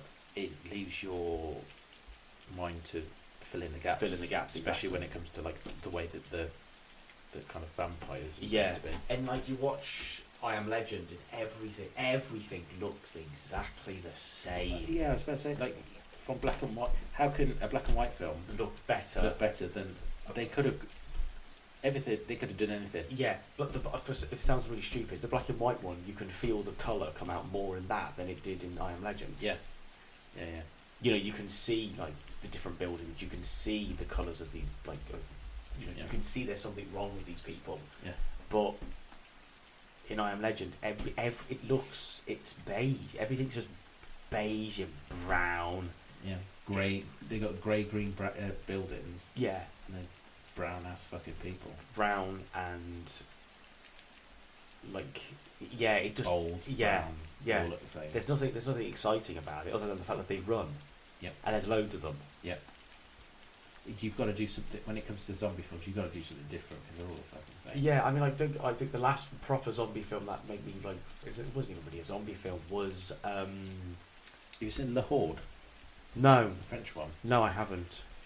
It's about a small police team that go and off the clock go and get revenge on I think they're Somalian or something like that gang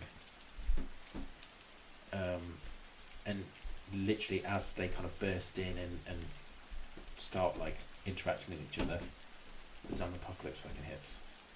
So they have to work together to get out To get out. get out of this multi-story building. That's cool. That's a cool concept. It is, and it's done very well because obviously you've got the police want to look after each other, Yeah. but then they've got to help these people that they fucking despise, and there's a trust issue. Yeah. But then So there's two the gangs start obviously having their little thing where it's like, oh, I can't trust him, and the police officer's like, oh yeah, come over here, but then the police officers have got their own Can't. thing. So Yeah. it's like constant, back and forth, Back and forth. I but it's fucking brutal at the end. They're in a car parking space, that car parking thing that they're surrounded on top of this car. And just, I think I've seen that. I think I've seen a screenshot of that. but he did something different. 'Cause Yeah. you got something like World War Z. It's the same It's thing. because they're ill. They don't want, because they want to pass the virus on to somebody that's healthy. Doesn't really work because we've No. all got fucking microplastic in our cells. Like, Yeah. who's healthy? Yeah. What- Also, where's the line? you know, it's also like, it's like, we've got this massive wall they can climb. Well, no, it's because they pile on top of each other. Yeah, but it's like, Yeah. so It looked cool, it did look cool, but when you think about it, it's like. and the don't poster, know. the poster to that film looks awesome. Yeah. It's a pile of zombies and there's the helicopter, isn't Yeah, there? yeah. The film that was just on about it's called Overlord. The World War II one. Yeah, with Kurt Russell's son. Yes, but I suppose it is a zombie film. It is because it's like. But what I love about it is the fact that they introduce elements of history. Yeah, They exaggerate elements of history to make their narrative work. it's a Castle Wolfenstein film. Yeah, Basically. and it works really well. Yeah, It's really cool. It's brutal. It's cool. you do feel like a bit of a thump Yeah, through that film. Don't Yeah. you? Bit thumped. yeah. It's also like there's stakes. Yeah. There is stakes, but it's also what you think of it. It's like and again, it kind of feels a bit like Dread in the sense that it's this team. They go to this place, they find something out, they deal with it, they get back, it happens, it's all happy ending, and then it's just like, right, but that's one tiny little story in this massive thing of what was actually going on during World War II. Yeah, So I can imagine, okay, a couple of days rest, they're off on the next mission. yeah. And the team that I mean, Kurt Russell's son is absolutely brilliant in it. Yeah, he's He- a brilliant, Joe. Yeah, he's so cool. He's a good actor. A very good actor. But yeah, no, I it's one of those.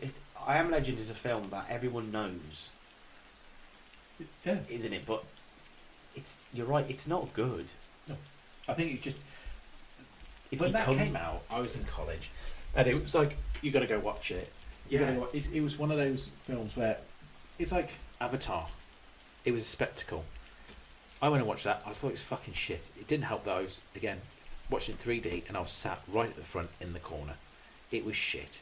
Was it Avatar? Yeah, I did not get on with Avatar at all. but that was when it came out. It was still you went to the cinema for a spectacle. Yeah. And wasn't it Yeah. the most expensive film ever made? Yeah, but No one cares about that now. they made out like, oh, the CGI is you're gonna look at it in like 20 years time and still think it's great. It doesn't matter how good a film looks if it's fucking shit story. Who cares? Well, a film could look like dog shit and still have a good story. Think about Jaws. Yeah. Everyone poo-poos shits on Yeah. the animatronics of the shark. Spielberg even called the shark Bruce after the producer of the film because it kept breaking down all the time. So he Yeah. had to come up with creative ways of showing the shark on screen Yeah. without actually showing the shark on screen. Yeah. When the shark does appear, it does look clunky, and Yeah. you can tell that it's not real. Yeah. But does that take you out of the film? No. No, it doesn't. When you see the shark's eye, when it crashes through the boat right at the end, when it's munching down on Quint and he's spurting blood everywhere, and he drags his lifeless body with the machete into water, you believe it. Yeah. You're right. It doesn't matter how good a film looks. It's it's. But you look at Sin City. It looks terrible, but it's got some quite good Yeah. characters in it. And it's got some quite good scenes in it. Good story. It's a brilliant story. It's a dark story. Yeah. I really. It's such a weird thing because we're shitting on the CGI in I Am Legend because it looks shit, Yeah. and we're shitting on the CGI in Avatar because it's really really good. Who cares? Yeah. And then The they story's made, not there. and then they made the new one. What was it called? Way of the Water. I mean, Don't get me wrong. That water looks beautiful. That looks like some of the best. That water looks better than water in real life. I haven't seen it. I haven't seen it. I've seen it in like some trailers. But like the water looks better than water in real life, and who cares? Yeah. Who cares? Yeah. I don't. Nope. I mean, Jason the Argonauts, the Harryhausen. Yeah, the Harryhausen stuff. Like that is plasticine. so cool. It looks cool, but it's clunky as fuck. But it looks cool. It does, and again, it sounds really strange. I believe that. Yeah. I can watch that and go, that is. It's like 20,000 Leagues Under the Sea. Yeah. So that's one of the most unbelievable films. No, like oh, that's unbelievable. As in, like it's the most unbelievable film. Yeah. You know, and you believe all of it. Yeah. So it You just, know. it makes me wonder if they're gonna, because they said about doing another one with Will Smith, like a carry on. But he's older. But he's older and he's helped get the virus out and all that kind of shit. But I think it just needs like just another film. Yeah, But I know what they'll do. They'll try and make it into a TV series and be more faithful to the book, like they do with a lot of things. yeah, but like Like the Man That Fell to Earth, they did that. as a series, yeah, they did.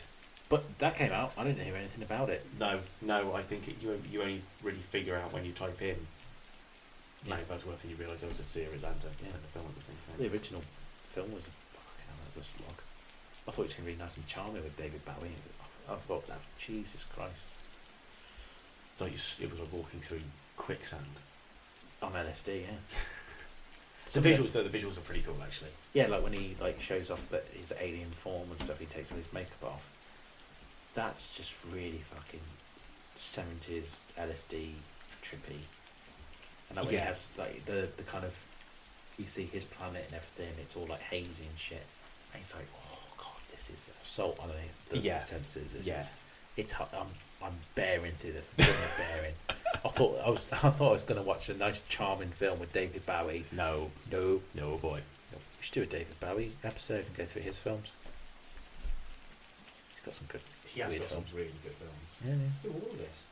Let's just do Let's go all for of it. Let's just go for it. So your bad pick was I Am Legend. Yep. My bad pick. I'm going to be 100% honest with you. It is a remake, Yeah. but it's not classed as a remake, Right. right? This is a soft reboot. It's a kind of a soft reboot, but it's also you'll understand. My shit remake is Robin Hardy's The Wicker Tree. Oh yeah, because it's like a sequel, but not a sequel. Yeah. So this film came out in 2011. This film was meant to come out nearly 10 years prior. Well, he had director's cuts to do. He The did, Wicker yeah, Man. he did, didn't he? So he had to. Wish found an extra scene. Did you know? Celluloid. Did you know? Apparently, there is a cut of the Wicker Man embedded in part of the M5 motorway. It's part of the detritus that makes up part of the M5 motorway. Is that true? Apparently so. Why? Why? Why? How did he get there? I've no idea. Maybe like a production company was getting rid of rubbish. Is this like the E.T. Atari? It kind of, yeah. Maybe it's that. What if it's in a tin? I imagine it's not. Gonna No, survive. my guess is it wasn't. It was like they just chucked it all out. Or they opened it. Or I can imagine they threw it. Do you think? They threw the tin, Yeah. and it hit the side of the skip, and it opened, and then it all unravelled. Is that what you think? And then Robin Hardy looked at it and went, "I can't be bothered. I could have gone another 30 Yeah, years out of I- that. I can't be bothered to wrap that back." Oh, you looking for bits for the M5 motorway? Use my film. Imagine if you went underneath a bridge and it's the film there. You can just see like the cells. How long is the Wicker Man? 3 miles. No. So this is The Wicker Tree.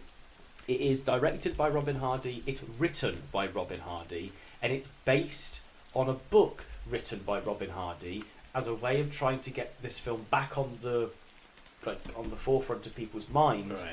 because of how much it was just wasn't working. He wanted to do it in the early 2000s, and it Yeah. wasn't working. So Force it down your throat. so he wrote a book. The book is called Cowboys for Christ. Right. And it's I've not seen it. you've not seen it, No. right? I've seen the poster. Yeah, the poster. I don't know about you. The image of the wicker structure Yeah.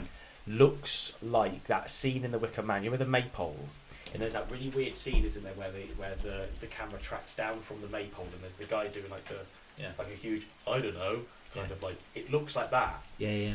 It looks very, very similar to that. So the wicker tree follows the exact same beats as the Wicker Man. Yeah. Now, I love the Wicker Man. Yeah. I know. You love the Wicker Man. Yeah. Okay, so when I realised that Robin Hardy made another film called The Wicker Something, I was all over it. Well, didn't he do a trilogy? Isn't there a third?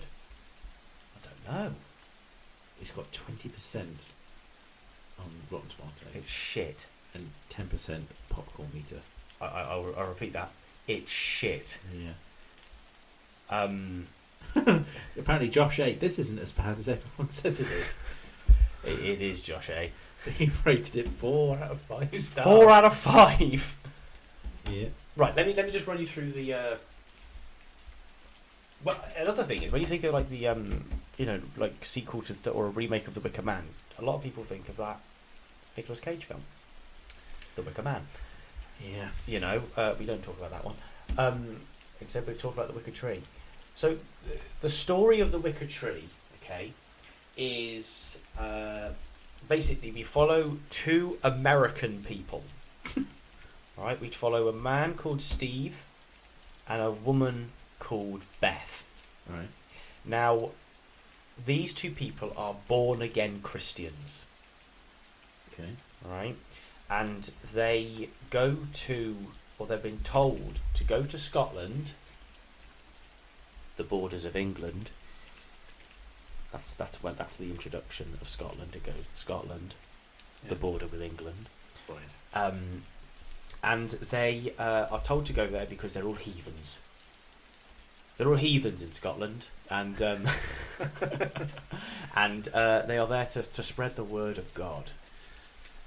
Right. Now, Beth is a singer. She's a brilliant singer. Right? Yeah. And Steve is, this lovely bloke. He's a really, really nice guy, but they both have shady pasts. And you know full well that this little town is going to try and pick and get. Yeah. So Steve, he's a gambler. Yeah. He's a drinker. Yeah. And he's a bit of a man about town. All right. Beth is a singer, but she wasn't a singer once. She was a country and western singer. Right. And they play one of her music videos. I'm going to go on to the music video in a second. Right. The best way I can describe the music is country and western, but extremely horny. Okay. Yeah. So like 90s Yep. country and western. Now there is a scene where she's singing, and it looks like she's in songs of praise. And then for some reason it cuts to her doing her old horny country and western stuff. Yeah. And I'm about to describe something that would probably sound like a fever dream. It's honestly what it is.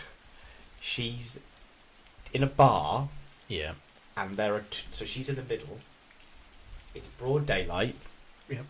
And there is a table to the left of her and a table to the right of her. Yep. And on those two tables there are sat two blokes. Right. And she is dancing and posing and shaking everything. And these two blokes get up. Yeah. And then they all start line dancing. But there's only three people. Right. And it just looks really, really awkward. It's honestly, it's one of the most bizarre things. That is so weird. Yeah. Right? Yeah. they're now in Scotland, and they meet up with this man called Lachlan Morrison.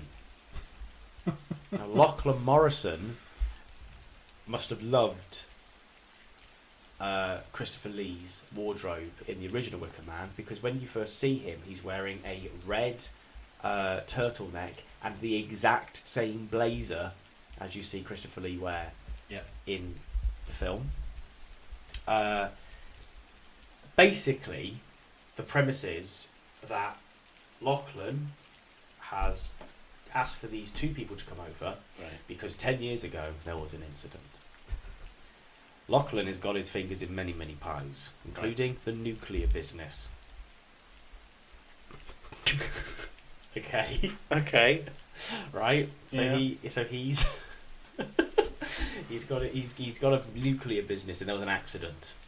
It was Chernobyl in Scotland, basically. And a tree grew. Yeah. No. Everyone is infertile. Right. So no one can have kids. Right? So they bring in young meat so they can have kids. Right. So they can still populate this place. Can I make a guess? Go on. They think sacrificing them to the wicker tree is going to make them fertile again. That is part of it, but not the full Tilt. This is where it gets weird. Right? So far, someone has come onto this island to try and do something that they think is what the plan is, but there's an underbelly plan. Right. This is literally the exact same beats as the Wicker Man. Right. Sergeant Howie comes in looking for Rowan Morrison. Yep. That's all a ploy, because actually they want to sacrifice a virgin to the god so they can actually have their harvest again. Yep. That's the story of the Wicker Man. The same story is literally the Wicker Tree. Yep. Okay. But if they're born again Christians, they're not virgins. Well, or do they retain their virginity? They retain it because they have silver bands. And there's a scene that makes you like. There's a scene where they're like, she's just done a songs of praise bit. I'd argue a pagan god wouldn't want these people. Yeah, because he wouldn't see a Christian god's re-giving of a virginity as. It's what me. Is this way it's shit? It's fucking terrible. How can a director do such a good film? So this is my and weird. do such a massive miss. But the thing is, the Wicker Man was intended to be this, this like brilliant. It was meant to be this like this brilliant film. It got him off the bat. But was it brilliant when it first came out? No, it became a cult classic. So you're thinking the Wicker Tree is going to become a cult classic? No, I'm not thinking that at all. I think that Robin Hardy went, you know what, I'm pretty successful, mate. Everyone loves my films. Yeah. Film. No, they weren't going to watch Don't Look Now. They were there to watch The Wicker Man. Yeah. That's where people were to watch that film, the second film with the billing. Yeah. Not the first one. Well, do you remember when we went to go see it and they got that folk horror expert to come up on stage, and the first thing he said was, "I'm not really a big fan of the Yes. Wicker Man." Yeah. What the fuck are you here? Yeah. Yeah, I do actually. I remember that quite vividly. I'm not the biggest fan of the film. Yeah. But I'm going to tell you some history about it. Yay! Glad you're here, kid. Why did we get his son? Yeah. His son, who's apparently making a documentary all about it now, and how it controlled his father's life. I can imagine. But yeah, so he made The Wicker Man. It wasn't like a box office smash. It became a cult classic. Yeah. And then because of this cult status, I honestly think Robin Hardy went, I can do it again. But this time he's trying to make a cult classic. Yeah. It doesn't hit. There's a scene. There's scenes in it. Like half an hour in to an hour and a half film, Steve is already having sex with one of the women, and you're just like, you've got an hour left. Yep. Lolly, this woman's name. Lolly. Yep. You're Scottish, so it's Lolly, of course. is basically the Brit Eklund character Yeah. of the Wicker Man. Yeah, Okay, yeah. the tempting, the temptress. Yeah. Well, she's not banging on walls. Oh, She's in a lake. She's in it. banging on wall fest. she's in a lake, and Steve, this American, he's riding this Lachlan's prize horse called Prince, rocks up, and she's there. She's completely naked, but she's in the water, and the water's going up to her waist, and Steve's just creeping up behind her. And then she turns around and goes, "Oh, Steve!" And then Steve's like this, "Oh, ma'am." And then she's like, "Why didn't you come in for a dip?" I can't do that. Like, I've got my silver ring, like this. I can see your titties. I've got my silver ring. And she goes, "Oh, come on in." "Oh, what the hell?" And he goes in, literally, and then If he's but he's lost the virginity that they want to. yeah. So he's lost the virginity that was But given this, back to him. but this is the best of it. This is the best thing, Yeah. right? Yeah. All the shit happens. I'll talk about that in a second. When he's having sex with Lolly in a lake, Right. right at the end, Lolly is pregnant with Steve's son. So the whole. So the whole thing Snowball. happens. So the whole thing happens within the first 30 minutes. That's the plan comes to fruition in the Fucking first hell. 30 minutes. Do you think it's the half-life of the radiation that made his sperm Got no fucking clue. Rambo? But like, it's like, Could have done. I mean, oh Jesus Christ! There's right. Let me. There's so much to talk about with this. This shit. It's shit. I don't know what Josh A's on about. Like, Josh asshole. Josh haven't got a clue.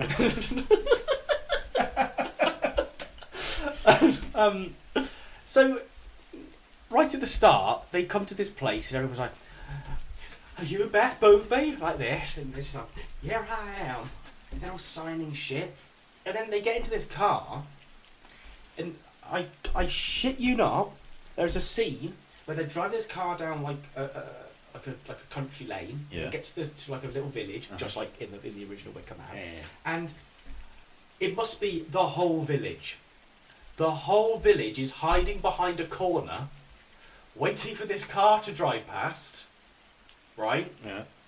And then when the car drives past, they all start like backing away so they can't. It's honestly like half the village.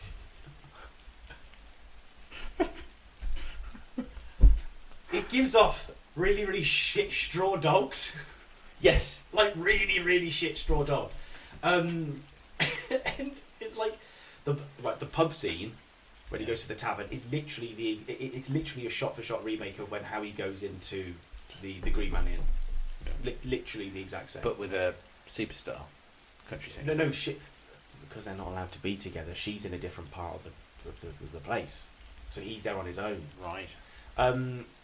The songs that you've obviously got these country and western songs, so it keeps the musical vibe of the original Wicker Man. Now Paul Giovanni, the guy who wrote all composed all the music for the Wicker Man, isn't back for this one, but the music in it is actually pretty good. Yeah. It's like there's a lot of laddie stuff. 4 out of 5 stars. Good. Josh A's answer. Josh A loves the music. I think he might have bought the CD. Not much visuals going on. So there's that.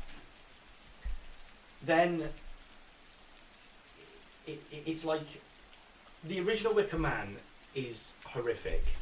Yeah. It's horrific. The stuff that happens in that film is horrific.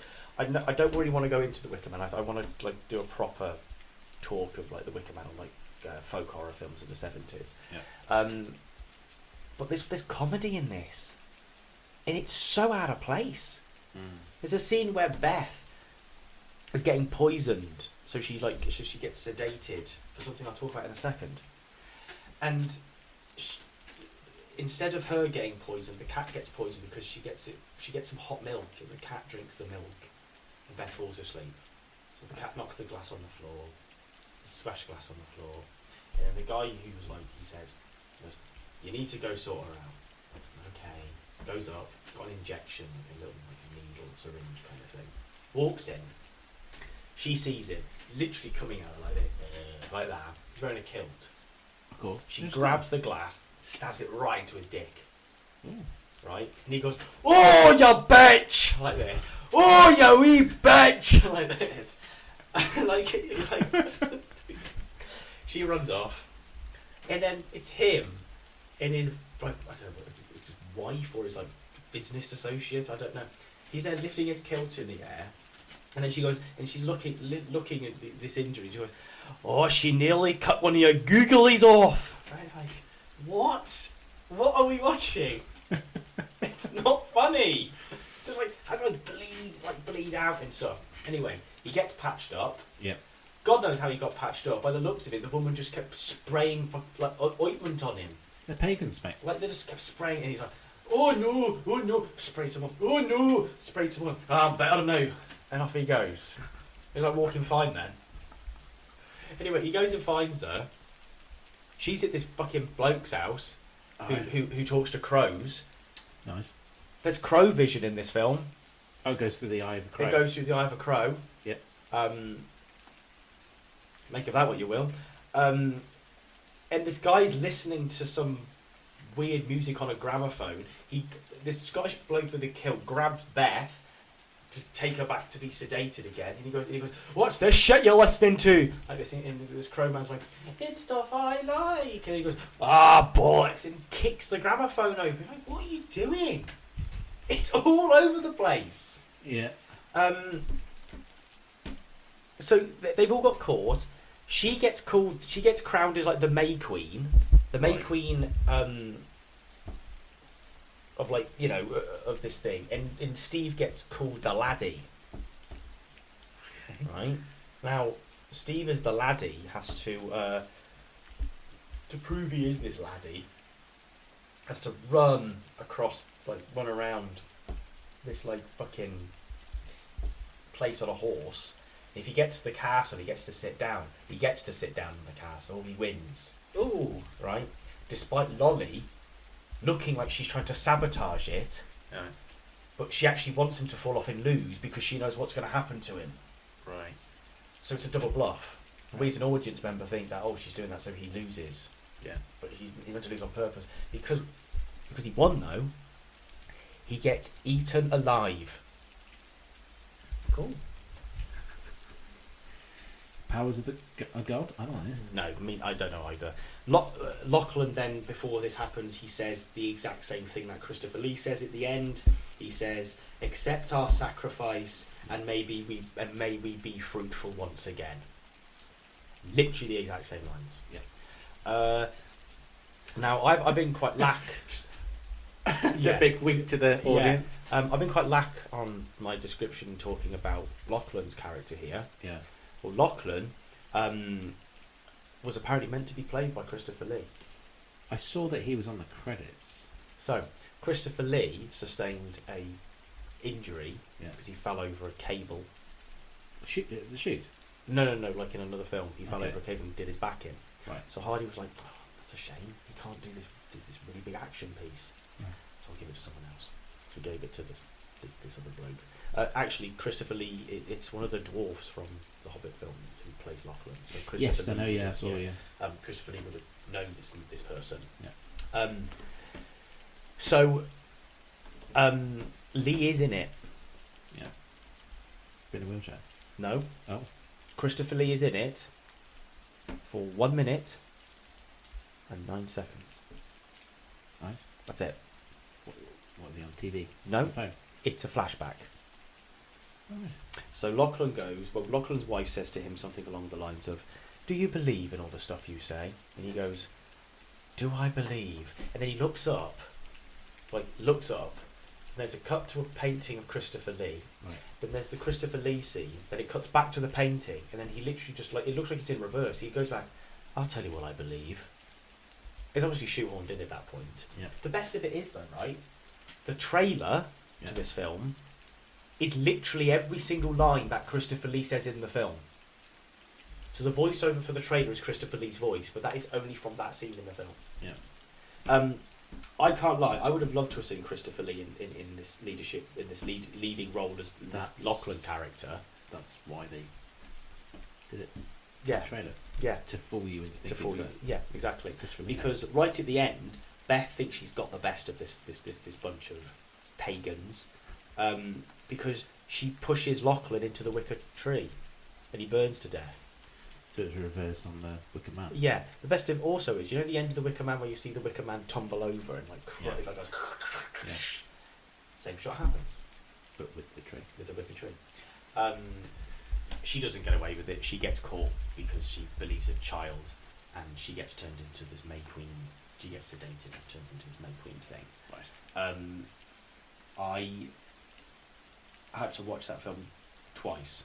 Do you know what? Do you know what's bad? What? I see a lot of similarities with Midsummer. I didn't even think of this. I haven't seen it, but the way that you played it out, It's very similar. or It's I just kind kept of- flashing back to Parts of yeah, Midsummer, yeah, without the Ari Aster one. yeah. Something else I also want to say. You know that in The Wicker Man we have the best named. So Howie, Yep. is played by the most amazing name, Edward Woodward. Yep. Robin Hardy keeps this tradition alive Yeah. with the person who plays Lolly. Her name is Honeysuckle Weeks. Deary me. But yeah, so it's a fun watch. It's shit though. I think If you go in there going, right, this is done by the same guys as The Wicker Man, it's going to be like The Wicker Man. You're not in for a good time. You've got to look at this as like something like someone who it feels like a fan film of The Wicker Man. yeah, which funny enough, I would say The Apostle is like The Wicker Man, but better, and it's got the bloke who plays Lachlan. I'm pretty sure he plays the bad guy. It's very good. It's on Netflix. Worth the watch. It's the American one, isn't it? It's the No, it's not American. oh, was it? I thought it was all American. No, it's British. Oh, I didn't Same realise sort that. of thing. It's what's his name? Dan Stevens. He goes over to. He's a Christian. Hmm. He goes sort of undercover onto an island that's like a cult to get. I think it's like his sister back or something like that. Yeah, Or no, he's paid to go and get somebody's daughter or something out of yeah. there. It's fucking gory as shit because they start like torturing people, Hmm. stuff like that. Bleak, but it feels like a more what's the word? Modern version of The Wicker Man. Okay. It's a lot more tense as well Yeah, because he knows going into it that it's a cult, so he's trying to go under the radar. Yeah, there's no tension in this No. at all. No, I can imagine. It's like I said, it feels like a fan film. Yep. Like, don't get me wrong, it's not, you know, if you went in with it knowing nothing of The Wicker Man and knowing nothing of Robin Hardy, I could imagine you would go in there and go, this is all right. Yeah. But knowing everything else and knowing what a legendary person this Robin Hardy is, Yeah. you go in and you're just so disappointed. There's the Black Death as well. Have you ever watched that? I've heard of it, I haven't watched it. It's got Eddie Redmayne in it. What is it? Yeah, it's got Sean Bean in it as well, and a few other class actors. But it's about this kind of group of knights that have been sent to a small town in the time of plague because this town has kind of somehow not been affected by the plague, so they think it's witchcraft and all that kind of Ooh. stuff.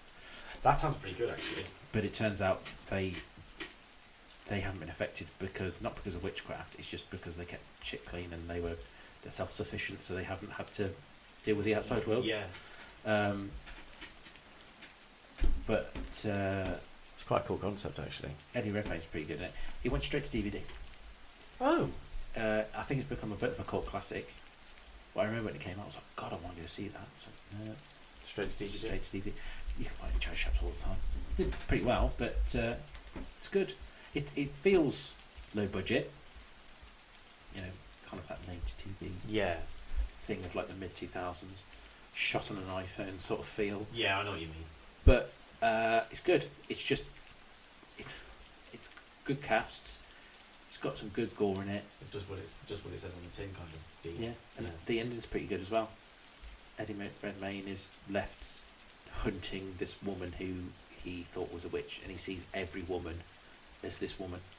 So he's just going around killing these women, thinking that he's like killing her, But he's not.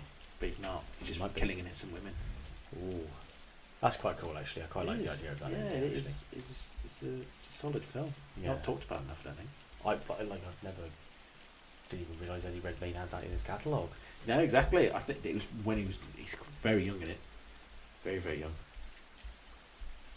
I mean, he's always looking. Yeah, Doesn't well, age. he doesn't age, does he? So yeah, that was my. Like I said, I had to watch that film twice. I did. I had to watch it. So the first time you watched it because you wanted to watch it, the second time for this. Yeah, I had to rewatch it. I couldn't remember it. I couldn't. I watched it. So when I started watching The Wicker Man proper, Yeah. that would have probably been. Well, it's got to be 10 years ago now, at least. And then I was like, "This is a really, really good film." Yep. And then I started watching. Well, I watched this, and I was like, "This is fucking dog shit." Yep. And then I bought it on DVD. I paid money to watch it. Take it back to see it. And then I don't know where I took it from. I don't know where I got it from. And then I knew I wanted to talk about it today, and well, for this episode, so I watched it again. Like punishing yourself, don't you? I mean, it's one of those, like, again, you know, I had some laughs. Sorry, I had a laugh. A singular laugh. Yeah, no, it's one of them. I'll be honest with you. I think if you, I would say go and watch it Yeah. because it's one of them. Is it like if you're into The Wicker Man and you've got friends that are into film, watch it with them and have a laugh about how shit it is? Is it like that? Yeah, but also I honestly feel that if you didn't have a clue about any of it, Yeah. you would you would watch it and go, it's all right. Do you know what I mean? It's one of those weird sort of like. You know, you said right at the start when you started talking about I Am Legend, a remake has to be better than the original, or Yes. has to do something different than the original to be made to be classed as a good remake. So yeah, my shit pick. It's so weird. I want people to watch it. Go punish yourself. Yeah, go punish yourself like I did twice. And watch Robin Hardy's The Wicker Tree from 2011. Well, it's time for They Did What? What? What? Yeah. So, I have a trailer, which is part of a trailer. I don't want to actually show the entire thing because it gives the entire game away. I'm going to show you part of the trailer. Okay. Okay, it's not the whole thing. Okay. Let me just make sure I've got to the right bit. There it is. Cool. Okay. I just imagine like a Wilhelm screaming, you turn it off. Okay. If you've seen this, Yeah. you've seen it. Yeah. And we'll just cut this entire bit away. Okay. If you haven't, I'm looking forward to it. Okay. Let's go.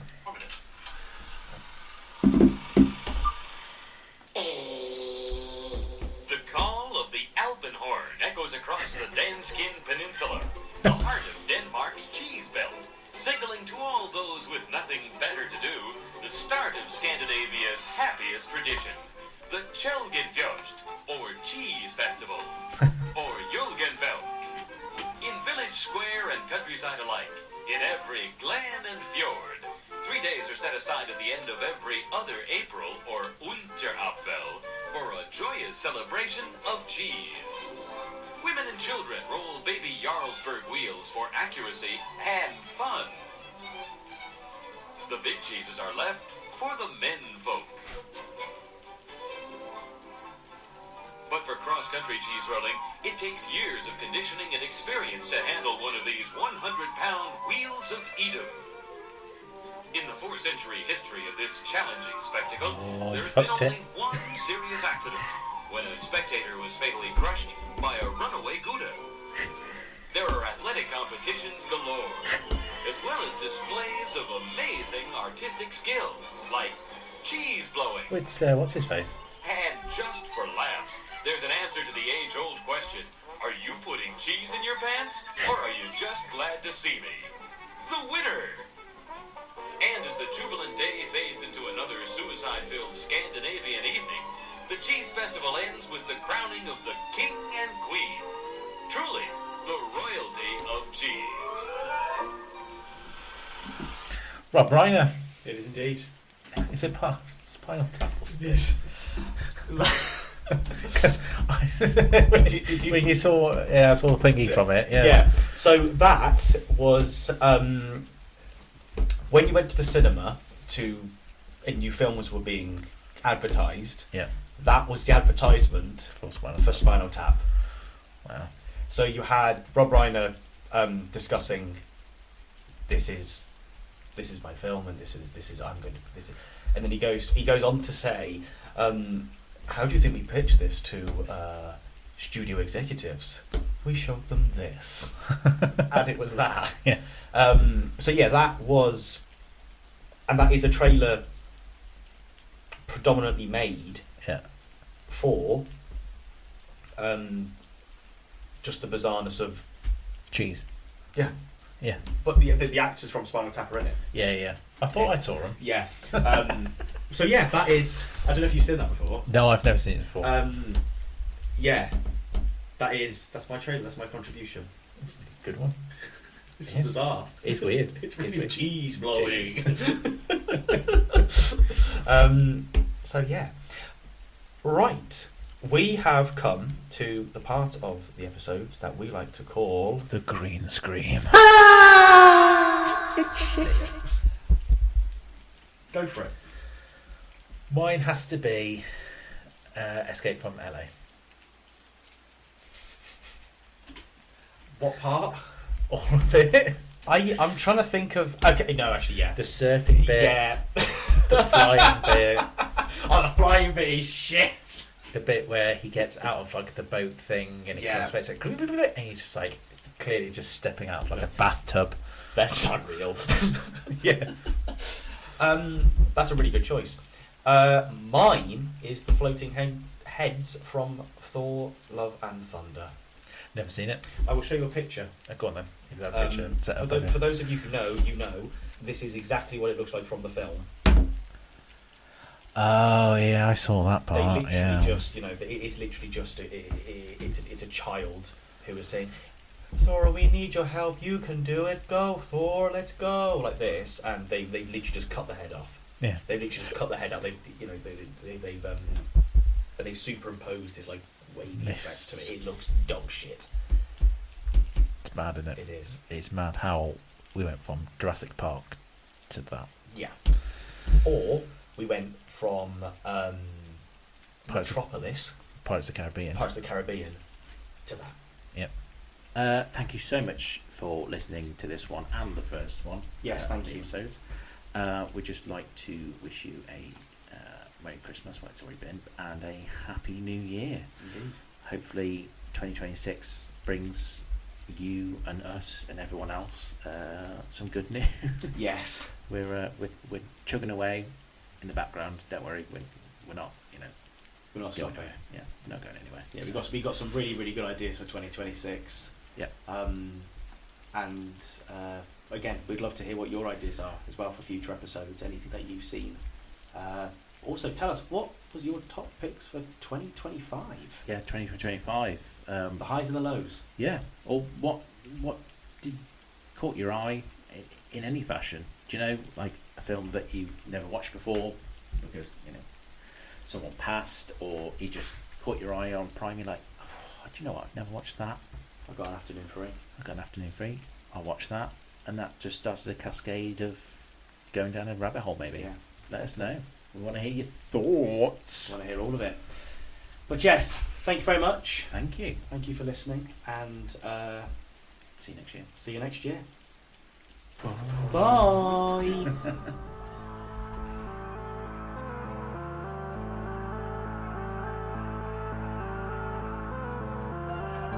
Thank you for listening to Cemetery Screening. Intro music composed by Chris Revitt.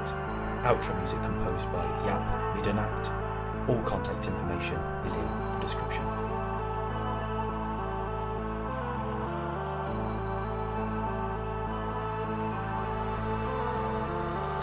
Sacred clothing.